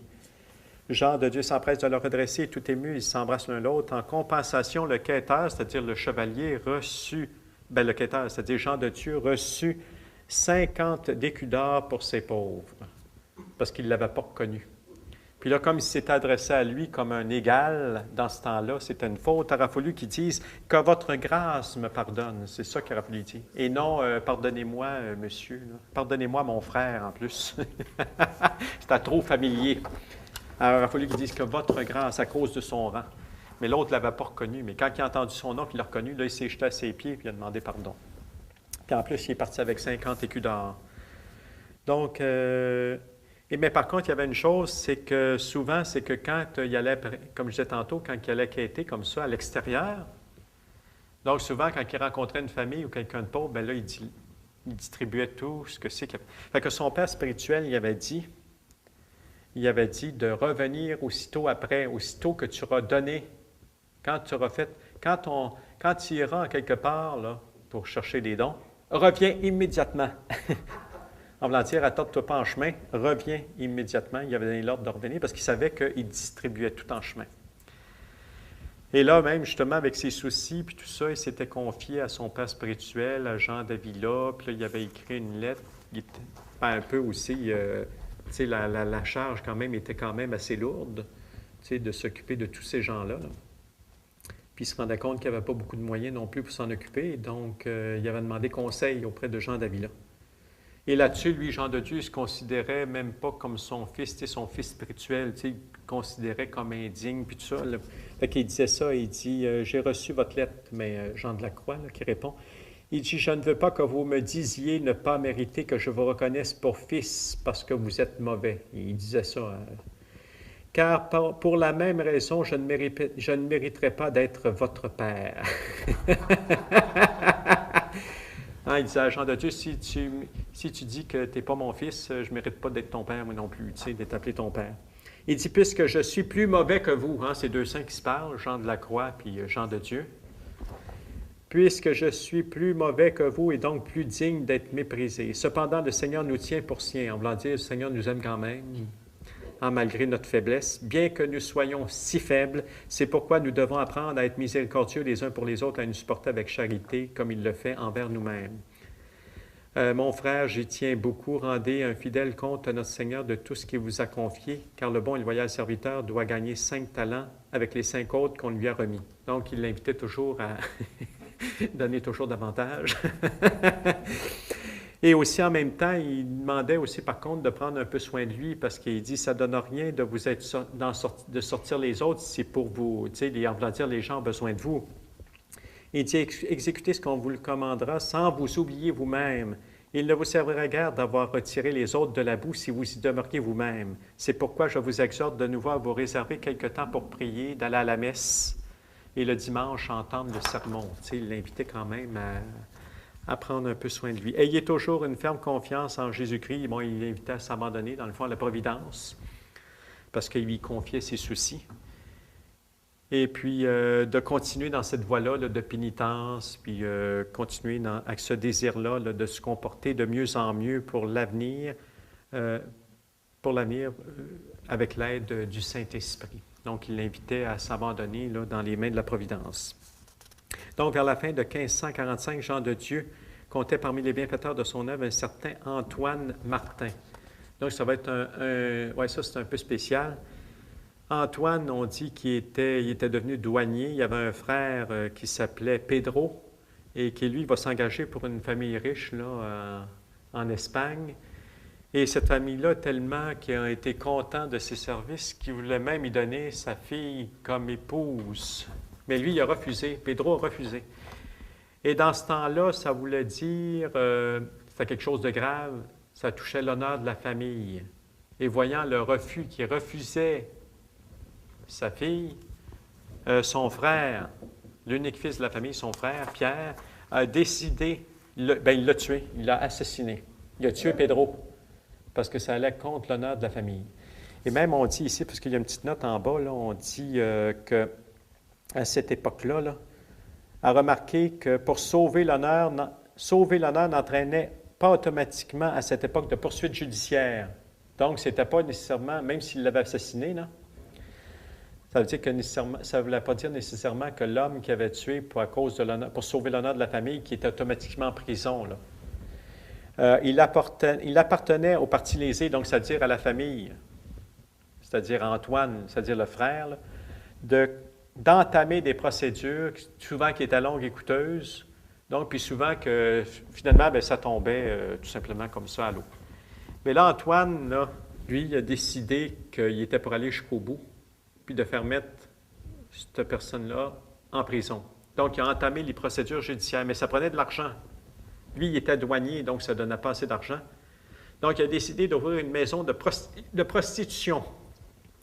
Donc, même en ce temps-là, même si on est en 1538, 1540, ça existait, ça. C'est le plus vieux métier du monde.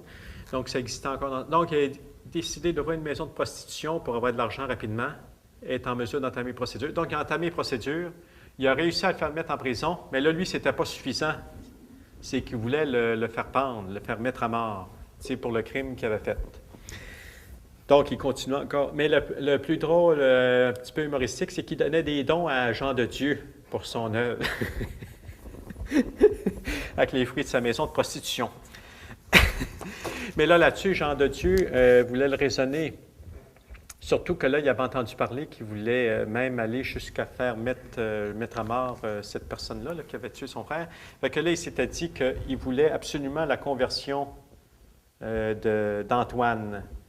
Et puis là, il s'était dit qu'il était pour mettre tous les sacrifices. Donc, une nuit de temps, là, il a prié le Seigneur, il a supplié le Seigneur, encore avec la discipline, hein, tung, tung, tung, tung, et puis supplié le Seigneur d'ouvrir le cœur d'Antoine. Fait que le matin, il s'est précipité pour voir Antoine. Et là, il dit, donc sur le champ, il se jette à genoux à ses pieds. Lui, il avait toujours son crucifix avec lui, donc il prend son crucifix. Il dit, voilà, frère Antoine, celui qui vous pardonnera en lui montrant le crucifix. On va dire, c'est Jésus. Si vous pardonnez, mais si vous vengez le sang de votre frère sur celui qui l'a versé, le Seigneur vengera sur vous son propre sang que vous répandez tous les jours par vos péchés. Et là, cette parole-là l'a tellement ému que là, il a dit à frère Jean, à Jean de Dieu, qu'il était prêt à pardonner. Mais là, lui, il pourrait dire, ouais, il dit, t'es prêt à pardonner? Il dit, on va aller à la prison. On va aller à la prison, puis tu vas rencontrer celui qui a tué ton frère, puis tu vas lui pardonner. Et c'est ce qu'ils ont fait. Et les deux se sont pardonnés, ils se sont jetés dans les bras l'un de l'autre. Et ça a été ses deux premiers disciples. Après ça, ils se sont engagés tous les deux. Donc, celui qui avait sa maison de prostitution, puis l'autre qui avait tué son frère. Donc, un assassin. Donc, ces deux premiers disciples qui vont suivre Jean de Dieu, c'est un assassin. Puis un gars qui a ouvert une maison de prostitution.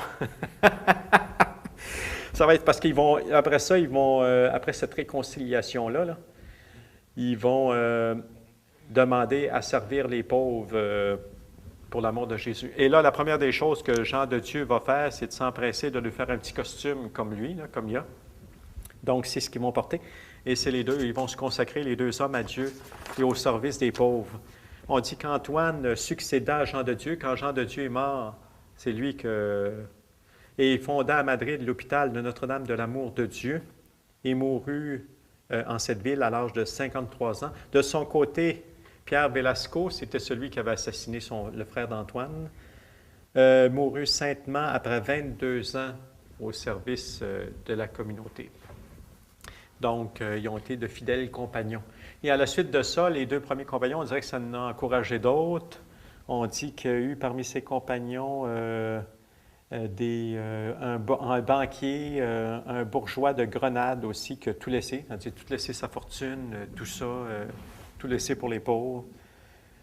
Et aussi d'autres personnes aussi, même d'autres aussi qui ont écrit. Malgré qu'il y avait besoin, on ne faudra pas penser qu'il a tout pris tous ceux qui venaient. Même au contraire, il s'encourageait plutôt en voulant dire, à se mettre à l'épreuve. Parce qu'il disait que quand vous allez vous engager, là, n'oubliez pas que là, vous êtes au service des pauvres, vous appartenez plus. Hein, il n'y a plus rien, là. Il n'y a plus rien qui existe d'autre, c'est les pauvres, puis c'est Dieu, puis c'est tout. Fait qu'il les invitait à prendre au sérieux l'appel. Même il les invitait, il dit, tous les jours de votre vie, ayez le regard fixé sur Dieu, entendez la messe toujours en entier, confessez-vous. Et puis il dit, demandez à notre Seigneur, en voulant dire, les lumières, c'est vraiment dans cette œuvre-là qui vous appelle. Ayez toujours la charité. Où il n'y a pas de charité, Dieu n'est pas là. Hein, je n'ai plus rien à vous dire, sinon à vous souhaiter que Dieu vous garde, vous sauve, vous mette ainsi que tout le monde sur la voie de son saint service. Je termine, mais ne cesse de prier pour vous. Et même l'inviter à prier le rosaire. Le rosaire, je puis vous l'affirmer, m'a toujours fait de grands biens. Donc lui-même en a fait l'expérience dans sa vie que le rosaire a été une prière qui l'a aidé. J'espère que Dieu me fera la grâce de le réciter aussi souvent que je pourrai et qu'il le désirera. Donc, il invitait les autres. Donc, ce n'est pas nécessairement que tout le monde y invitait. Certaines personnes, ils les invitaient justement même à se mettre à l'épreuve, à mettre les choses claires, parce que ça va être vraiment le service. Et puis là, c'est les pauvres, c'est les malades, c'est dans toutes sortes de conditions. Et il faut être prêt, mais tout ça doit être en Dieu. Donc, c'est pour ça qu'ils les invitaient à prier, parce que c'est l'œuvre de Dieu qui s'accomplit dans le service des malades.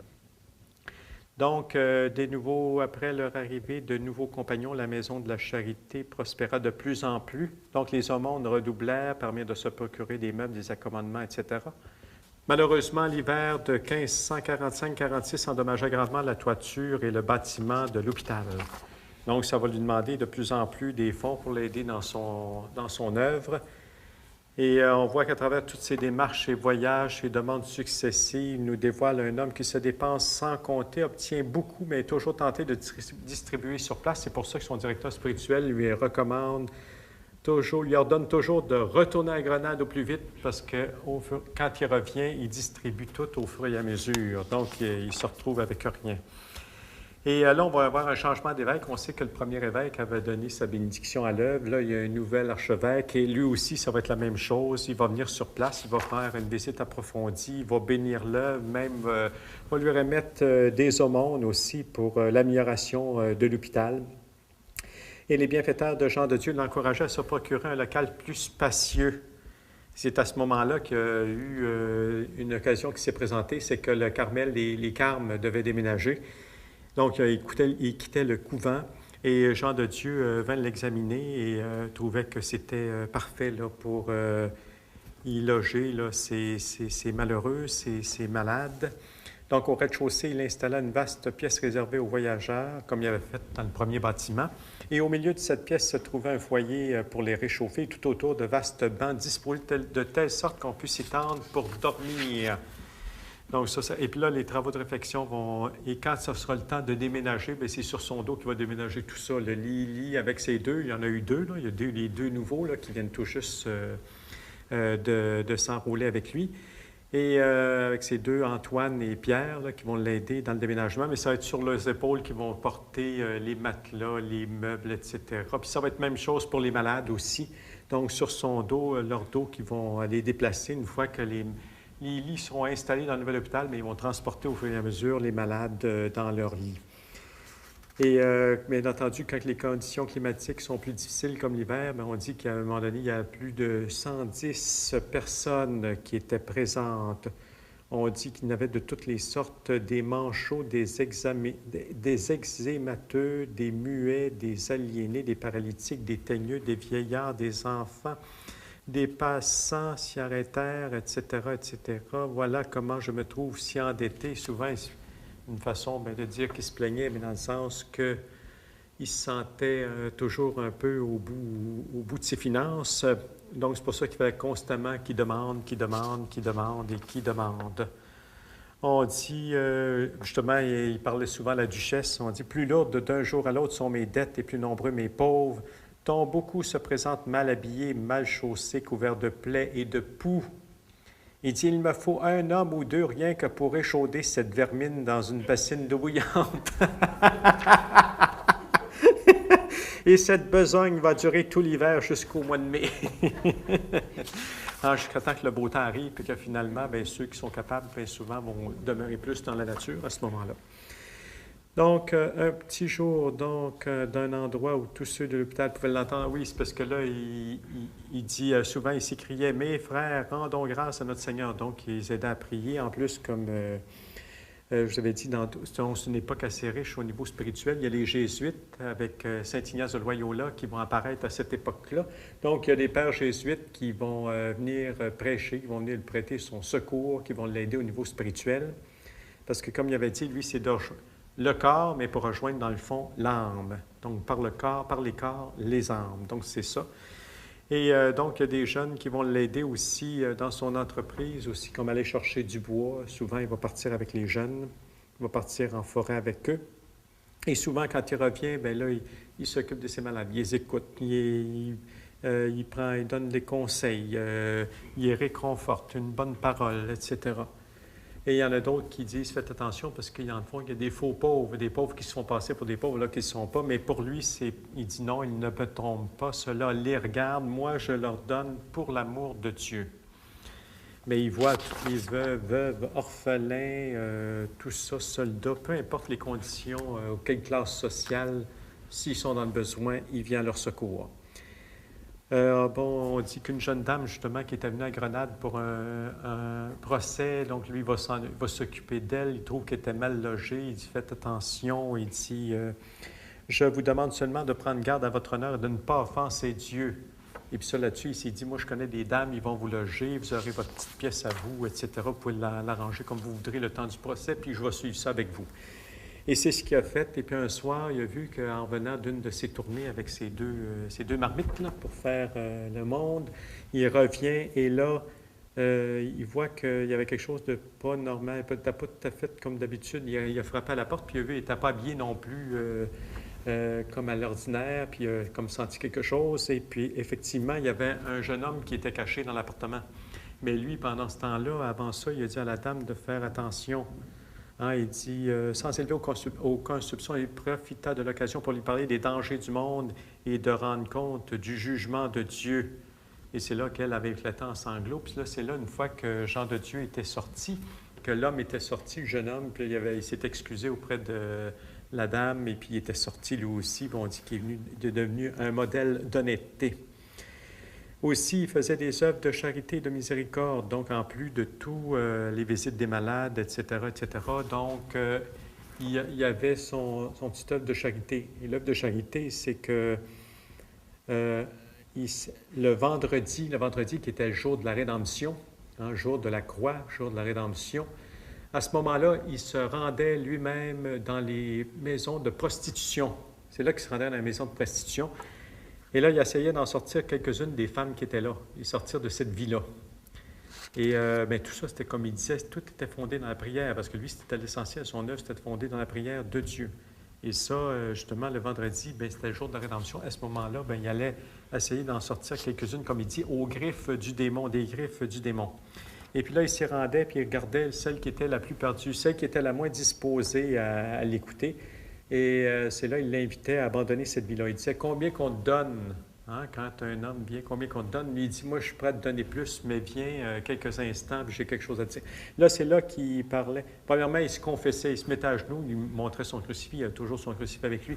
Et là, dans le fond, il faisait comme une espèce de confession avec une grande contrition. Puis là, finalement, ça disposait la dame à accueillir davantage son message. Et puis là, après ça, il parlait de la passion du Seigneur. Il disait combien que le Seigneur avait, dans le fond, souffert pour elle. Il dit, ma sœur, combien tu as coûté à notre Seigneur et vois ce qu'il a souffert pour toi. Tu ne voudras pas être la cause de ta propre perdition. Considère qu'il y a une récompense éternelle pour les bons et un châtiment éternel pour ceux qui vivent dans le péché contre toi. Et finalement, bien souvent, il arrivait à en arracher plusieurs comme ça.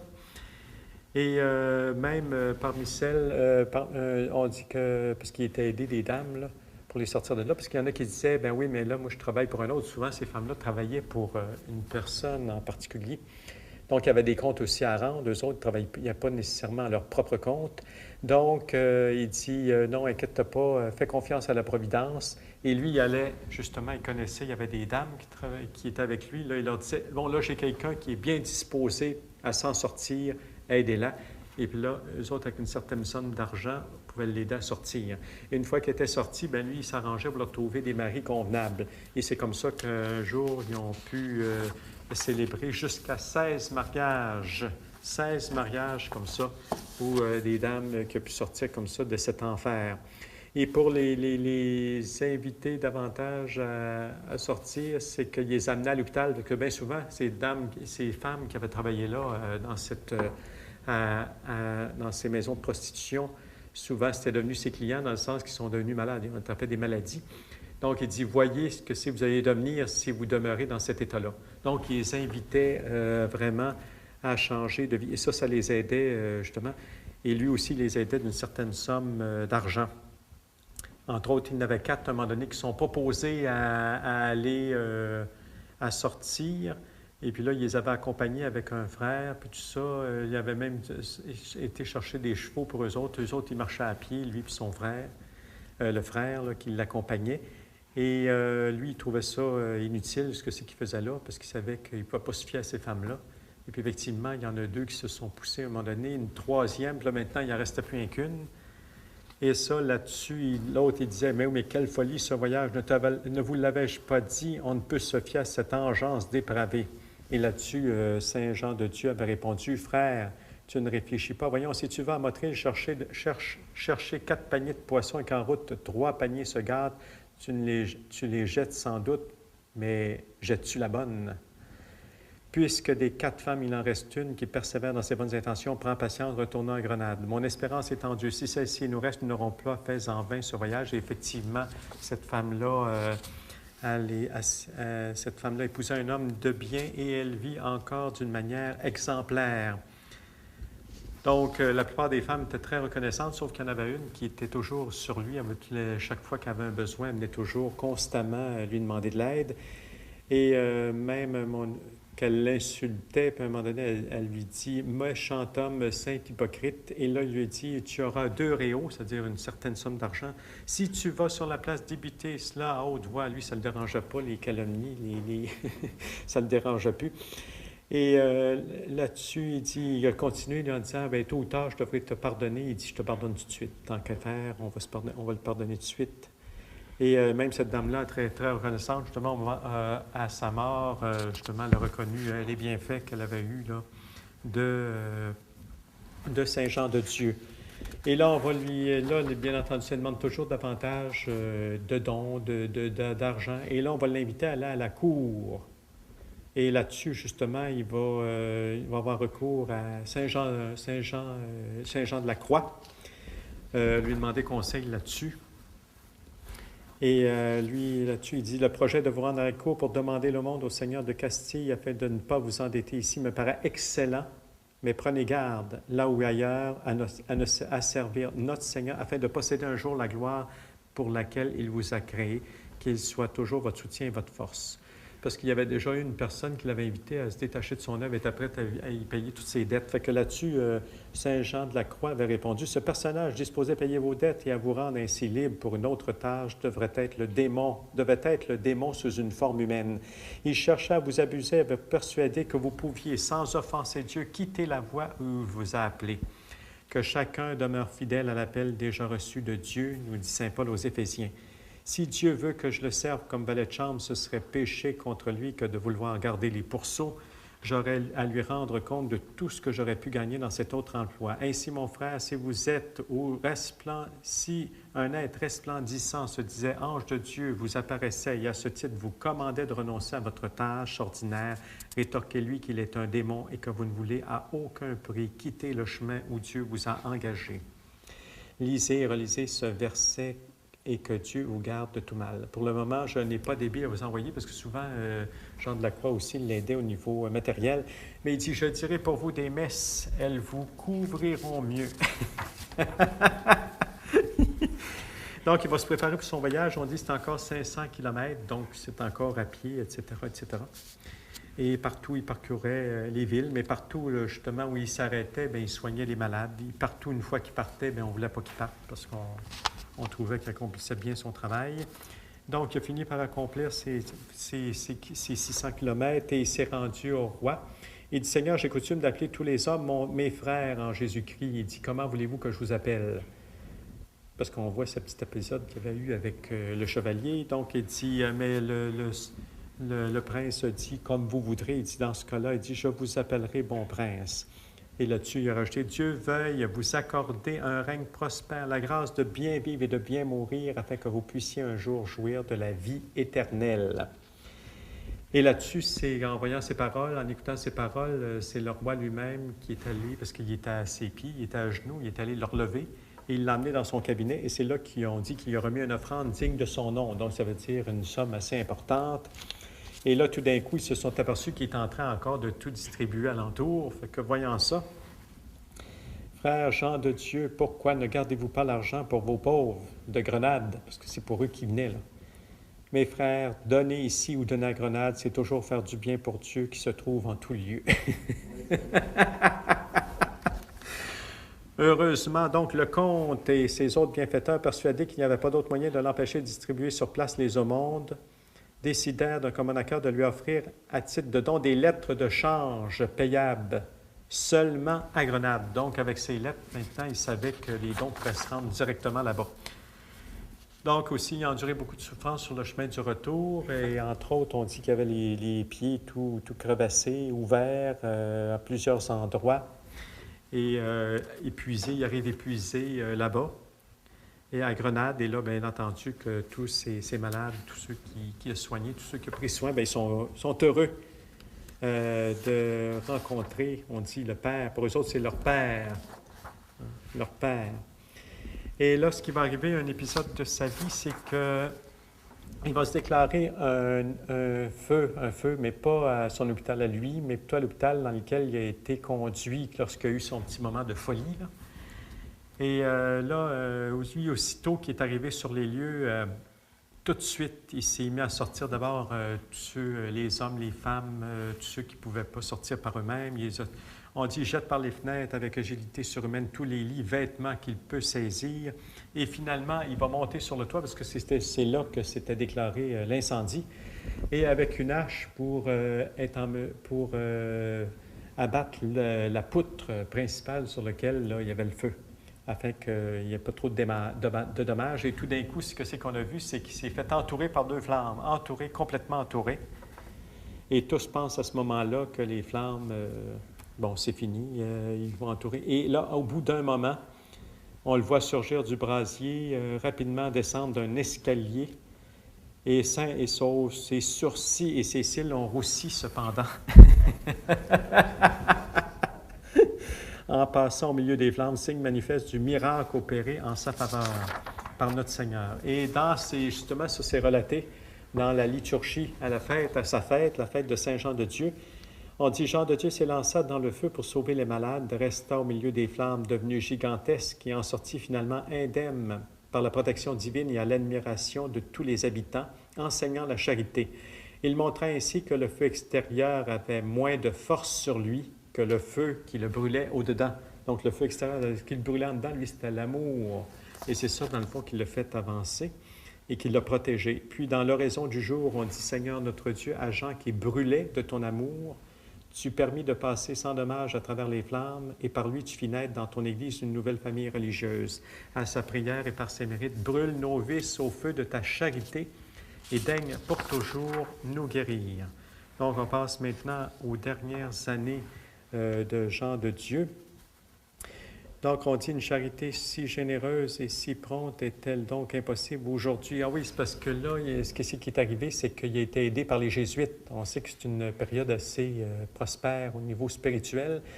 Donc on a parlé des carmes avec Saint Jean de Dieu, donc en cette période-là, avec Saint Jean, pas Saint Jean de Dieu, mais Saint Jean de la Croix et Thérèse d'Avila, mais aussi avec Saint Ignace de Loyola qui a fondé les Pères Jésuites, la Compagnie de Jésus.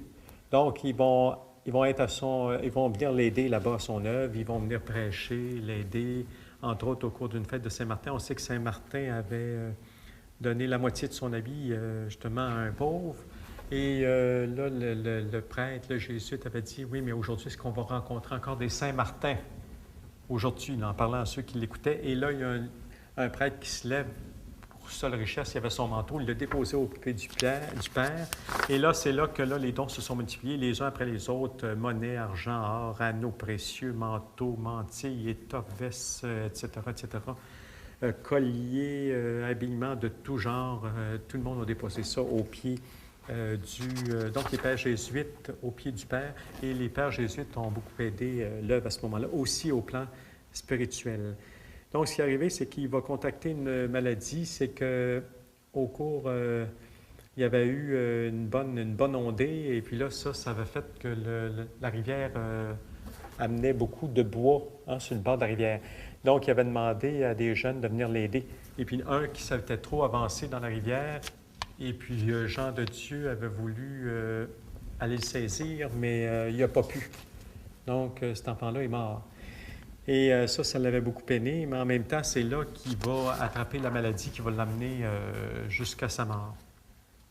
Et là, c'est là qu'aussi, au même moment, où, pour la première fois de sa vie, c'est que c'est lui qui va être hospitalisé, c'est qu'on va le mettre dans un lit. Mais là, lui, il continue toujours de faire son apostolat, c'est que même s'il ne peut pas aller voir ses malades, il va écrire des billets. Puis il va envoyer ça un peu à l'autre. Puis jusqu'à temps qu'il soit capable, parce que même à un moment donné, il n'est plus capable même d'écrire. Et là, donc, pendant cette maladie-là, c'est qu'on va dire à l'archevêque, à l'évêque, justement, il n'est pas en mesure de conduire, de diriger cet hôpital. Il dit, il y a des femmes dans ça qui viennent de la prostitution, qui n'ont pas d'affaires là, d'autres qui se font passer pour des pauvres, puis ce pas des vrais pauvres, il devrait les mettre dehors, etc. Fait que finalement, l'évêque, lui, qui ne savait pas qu'il était malade, mais en tout cas, il l'a fait demander, mais comme l'évêque le demande, lui, il se déplace auprès de l'évêque. Et là, l'évêque, il dit, dans le fond, il devrait les mettre à la porte, ces gens-là. Et lui, là-dessus, répond tout simplement, « Mon père, mon bon prélat, moi seul suis mauvais, incorrigible, inutile. Je mérite d'être jeté à la porte de la maison de Dieu. Quant aux pauvres de l'hôpital, ils sont tous bons et je ne connais de vice en aucun d'eux. Dieu ne souffre-t-il pas d'ailleurs mauvais et bon? Ne fait-il pas luire son soleil sur tous? Il n'y a donc pas de raison de chasser de sa propre maison les abandonnés et les affligés. » Là, voyant avec la réponse ce qu'il avait répondu, à ce moment-là, l'évêque dit tout simplement, « Soyez sans crainte, vous avez toute ma confiance, allez en paix, comportez-vous dans le temps, comme dans votre propre maison. » On va dire, c'est toi qui décides, j'ai aucune crainte. Et là, il va retourner, mais là, sa maladie, son mal va s'aggraver de plus en plus.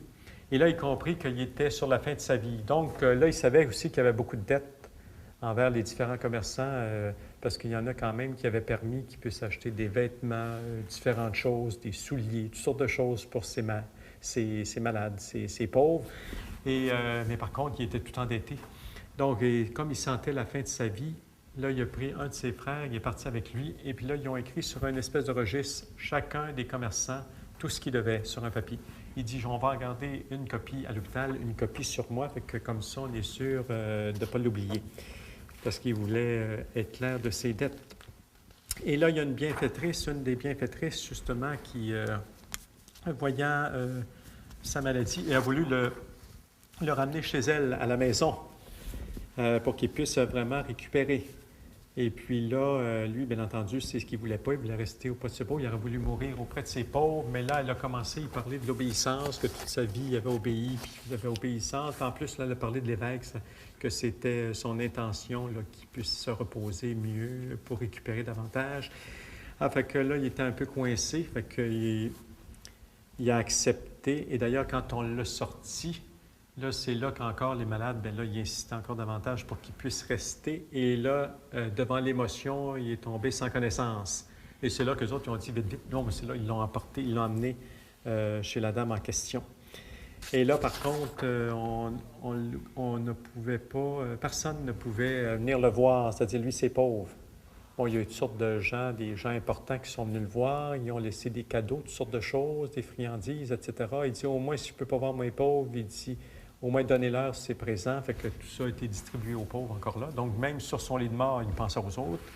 Et là, à ce moment-là, il a reçu la visite de l'évêque pour une dernière fois. Puis là, l'évêque a demandé s'il n'y avait pas des choses qu'il voulait régler avant de partir. Donc, il disait 3 choses qu'il trouvait qu'il n'avait pas suffisamment été au service du Seigneur. La deuxième chose qui l'inquiétait, c'était ses miséreux, ses pauvres, ses malades. La troisième chose, c'était son fameux registre qu'il y avait sur lui, là, de tout ce qu'il devait à un et à l'autre. Et ça, là-dessus, l'évêque a répondu ici, il dit, « Vous me dites que vous n'avez pas servi notre Seigneur, et bien placez votre confiance en sa miséricorde, en voulant dire ce que vous n'avez pas pu faire, le Seigneur va combler. Pour ce qui est de vos pauvres, il dit ça, je m'en occupe, ça fait partie de ma tâche comme évêque. Et aussi, il dit que pour vos dettes, faites comme si vous les aviez acquittées vous-même. » Donc, encore là, l'évêque s'en occupait. Il dit, ne pensez plus à rien, demeurez en paix. En voulant dire, pense à Dieu, pense à ton éternité. Mais là, ta mission, en voulant dire, ta mission est finie. Et là, il a donné l'extrême onction, etc., etc. Et la veille, même d'ailleurs, il avait prédit sa mort. C'est-à-dire que c'était pour être entre le vendredi et le samedi, dans la nuit du vendredi au samedi. Vendredi, c'était sa journée, la journée de la Passion, la journée de la croix, donc c'était quelque chose d'important pour lui. Donc, le vendredi 7 mars, il a reçu le dernier sacrement, etc. Aussi, il a fait appeler son compagnon, là, son premier compagnon, Antoine. Antoine, il lui confia les malades, les miséreux, tout ça. Et donc, dans la nuit du 8 mars, lui, il ne se voyait pas mourir dans un lit. Parce qu'en plus, pour la première fois, il était vraiment dans un vrai lit. Et tout ça, donc, lui, il n'était pas question. Donc, il a ramassé toutes les forces qui y restaient. Il a sorti du lit et il a pu s'appuyer sur une chaise, comme une petite table de chevet. Et là, il a pris sa croix, puis il l'a serré contre lui, et c'est comme ça qu'il est mort, à genoux. C'est comme ça qu'ils l'ont trouvé. Donc, il arrivait alors une chose digne d'admiration. Après sa mort, son corps resta fermement à genoux, sans tomber. L'espace d'un quart d'heure, et il serait resté en cette position jusqu'à maintenant, n'eût été la simplicité des personnes présentes. Parce que le voyant ainsi, elles pensèrent qu'il était inconvenant que le corps se raidit à genoux. Il trouvait ça épouvantable. On ne pouvait pas l'enterrer à genoux, c'était impossible. Hein?